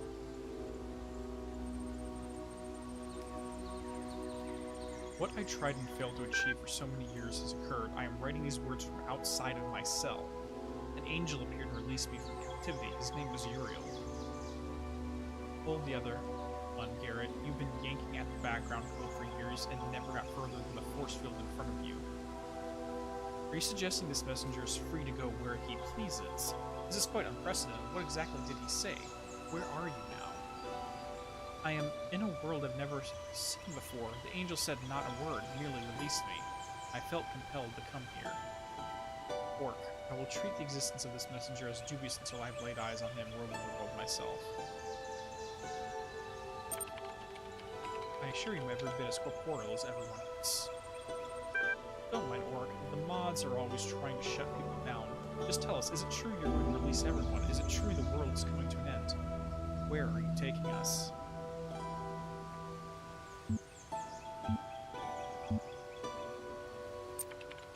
We have understood for some time that this world is not all that exists. Now that it has fulfilled its purpose, and we within it, so it is time to make a pilgrimage for new pastures. Reality awaits you all. The moderation panel is kindly requesting that citizens withhold judgment on the veracity of these statements until further data can be acquired. Thank you for your patience.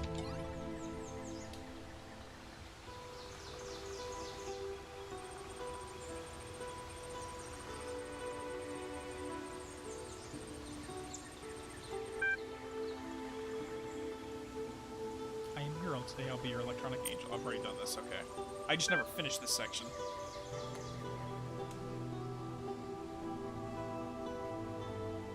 I like this guy already. Kaiju have already released him. Knave. Wish I could be in your shoes, see everything again with fresh eyes. Have fun. Brother, it is good to have you with us. We have much to discuss. I shall contact you once you have found your feet. Wait, is the Uriel from the altars? Damn.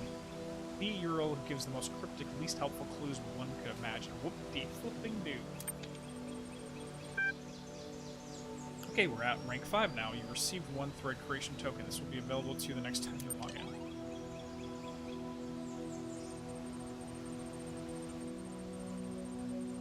So what are you creative folks working on? Finished a new story for Incredible Stories. Also, Underwater Night Quest. Let's be honest, what could we do if all we could do is sit here inside this tiny little, like, 20 by 20 page of force fields with a computer and nothing else? What would we do with our free time other than make up stories? I mean, what else is there to do? It's not like these robots have any need for, like, cardio and working out, or there's no need for food, so there's no need to hunt. Literally, that's all you could do at this point is make up stories. And art. Interesting. We'll be posting about my latest research soon. Or question the nature of your reality, that too. Editing the next 2 issues of the Incredible Stories with Mac, and of course the new gallery season. Very exciting. I wonder where the blacksmith is working on. I guess we'll have to wait and see. Mac, are you also working on new episodes of Jefferson Goldblum? Yep.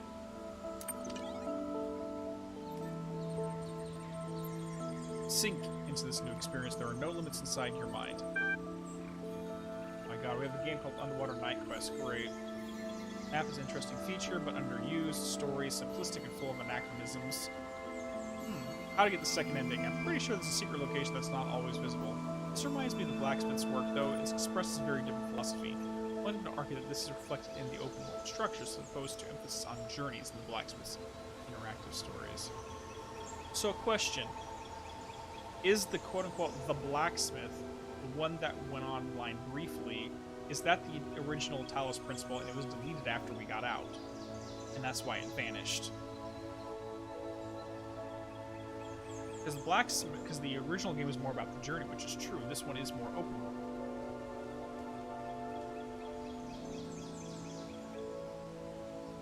Interesting. Anyway, sorry. There are indeed many anachronisms, but believe me, this is part of Belial's ethos. Not one that I agree with, as you know, or just a mistake.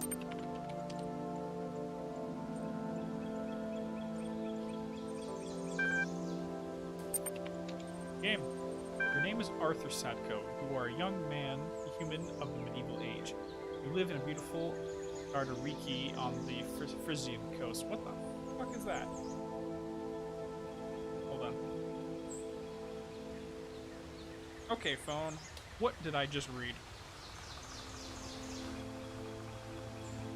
What is a Gardariki? Live in beautiful Gardariki. Old Norse term used in medieval times for the states of the Kievan Rus.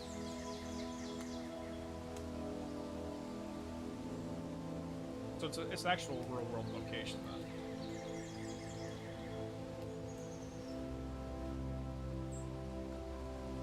Alright, and then what is Phrygia?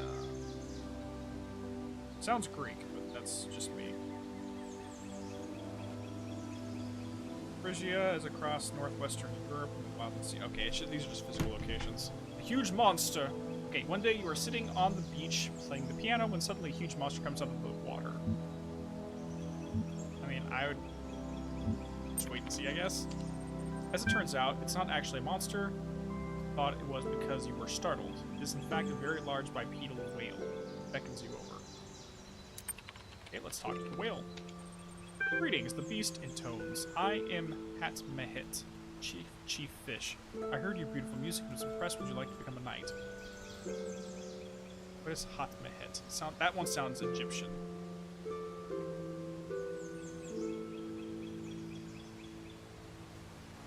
Hat Mehit. It's a goddess. It's a goddess of ancient Egyptian goddess associated with the city of Nile Delta, known as the Jedit or Mendes. So yep, I was correct. Egyptian, I win. I win!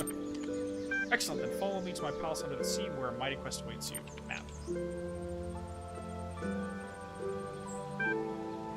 Choose thy destiny. I guess we're on the palace. Hat's palace is made of corals and gemstones. It floats under the sea, full of amazing colors. The guards are seals. Welcome, welcome, young human. I'm glad you came, for we have great need of your skills. A terrible monster terrorizes the deep. The dark serpent god Zmei, Chernobyl. They're just using random phrases they find in the system without knowing what they mean. Make you and I do promise to defeat the vile beast. Sure. Very well then. I pronounce you Sir Sadko of Norfolk. Go and vanquish our enemy. They want to prepare.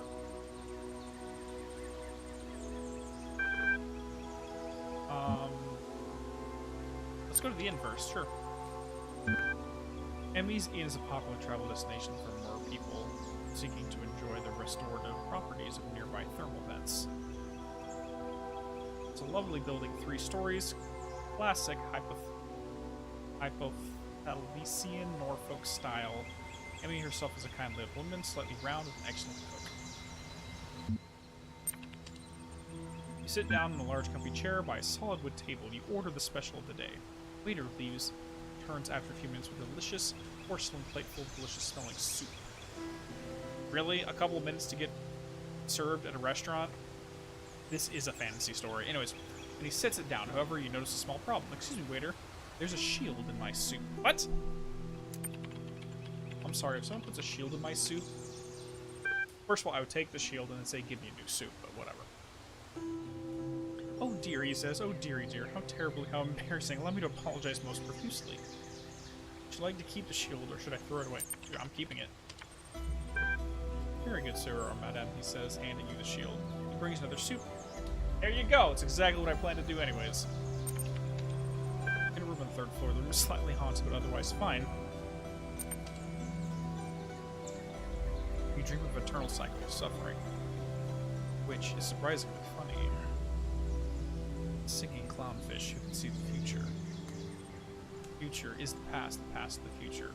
The present, suffering, surrounded by past and future. The clownfish is trapped in a fishbowl. The stars never change. There's a cat for some reason. Infinite void that turns inside out. And you are the clownfish. You wake up with a strange feeling of half remembering something. Memory will soon fade. Okay, so we got a shield. Let's go to the hut. Smelly old hut. On a wide sandy plain there lives a hermit called Spatula Patrick Evangelon Zwiebelhausen. Wow. That's almost as good as Slotty Botfoss. Anyway, moving on. Who was once the greatest mage in all of Norfolk, but whose defeat at the claws of the Zmei Chernobyl has turned him into a wretched shadow of his former self. He sits in his head all day, mumbling about the days that once were. In his hands he holds a powerful magical amulet, which he has forgotten how to use.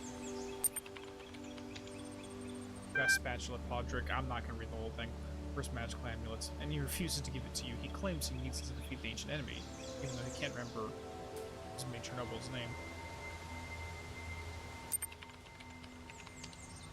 He tells Spatula that defeat is no reason to give up.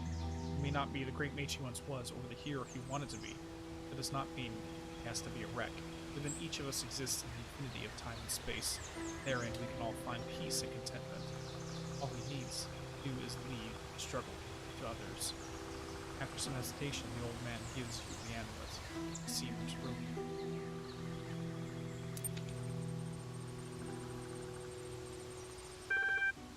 Wait, what happened to the temple?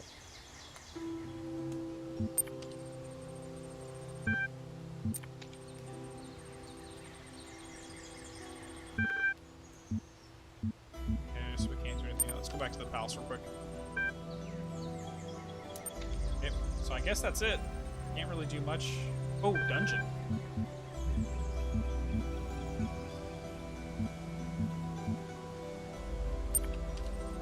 Person you carry the following: no weapons, smelly hermit's amulet +1, shield with soup +2.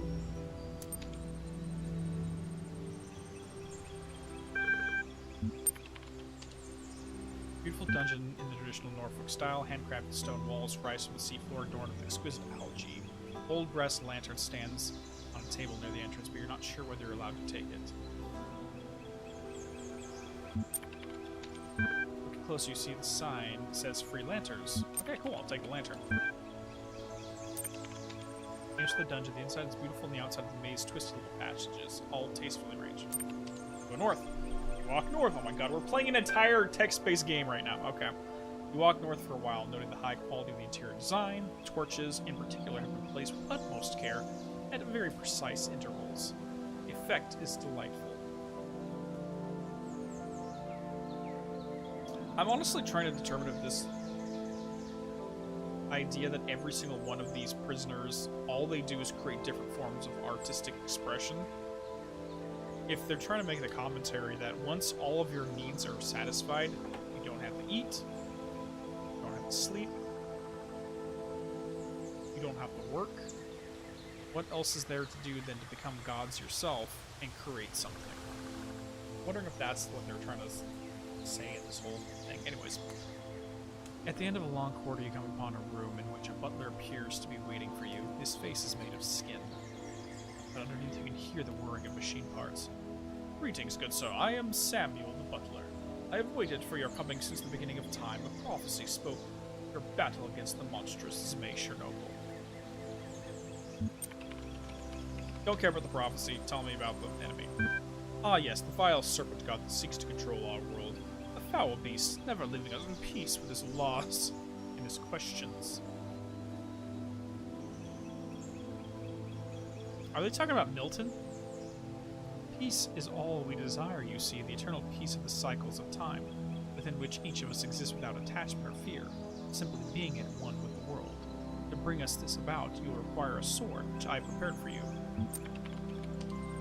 Excellent. I do hope you're successful in your quest. If not, please tell Zmei Chernobyl to send the sword back so I can present it to the next chosen one. Very good. Thanks.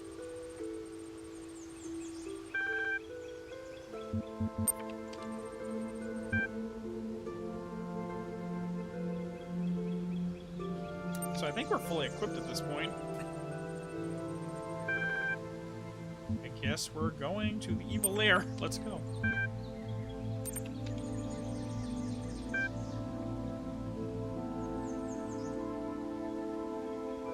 You confront the serpent god Chernobyl in his lair. The fight is long and hard, but at last you succeed where so many before you have failed. You emerge from the lair, covered in blood. Your hands are trembling, a huge tooth embedded in your shoulder.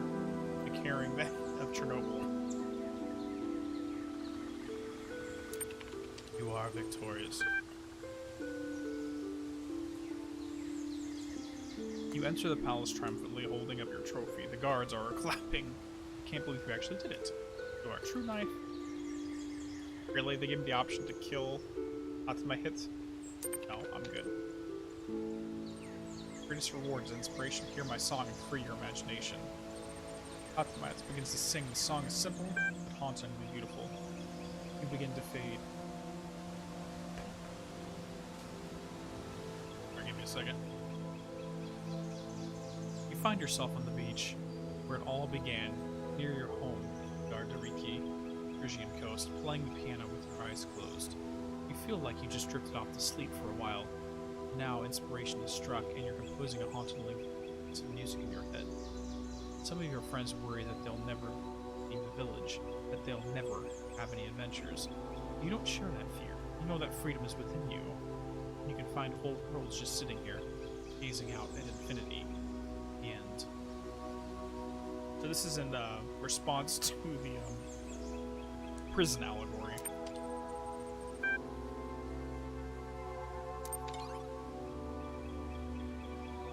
Alright, I think I'm going to end this right here. And I'll read this last one on Friday. I'm starting to lose my voice.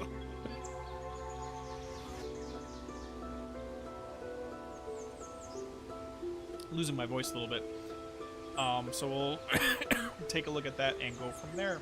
Sorry for this being an annoying stream because of the cold, but can't be helped.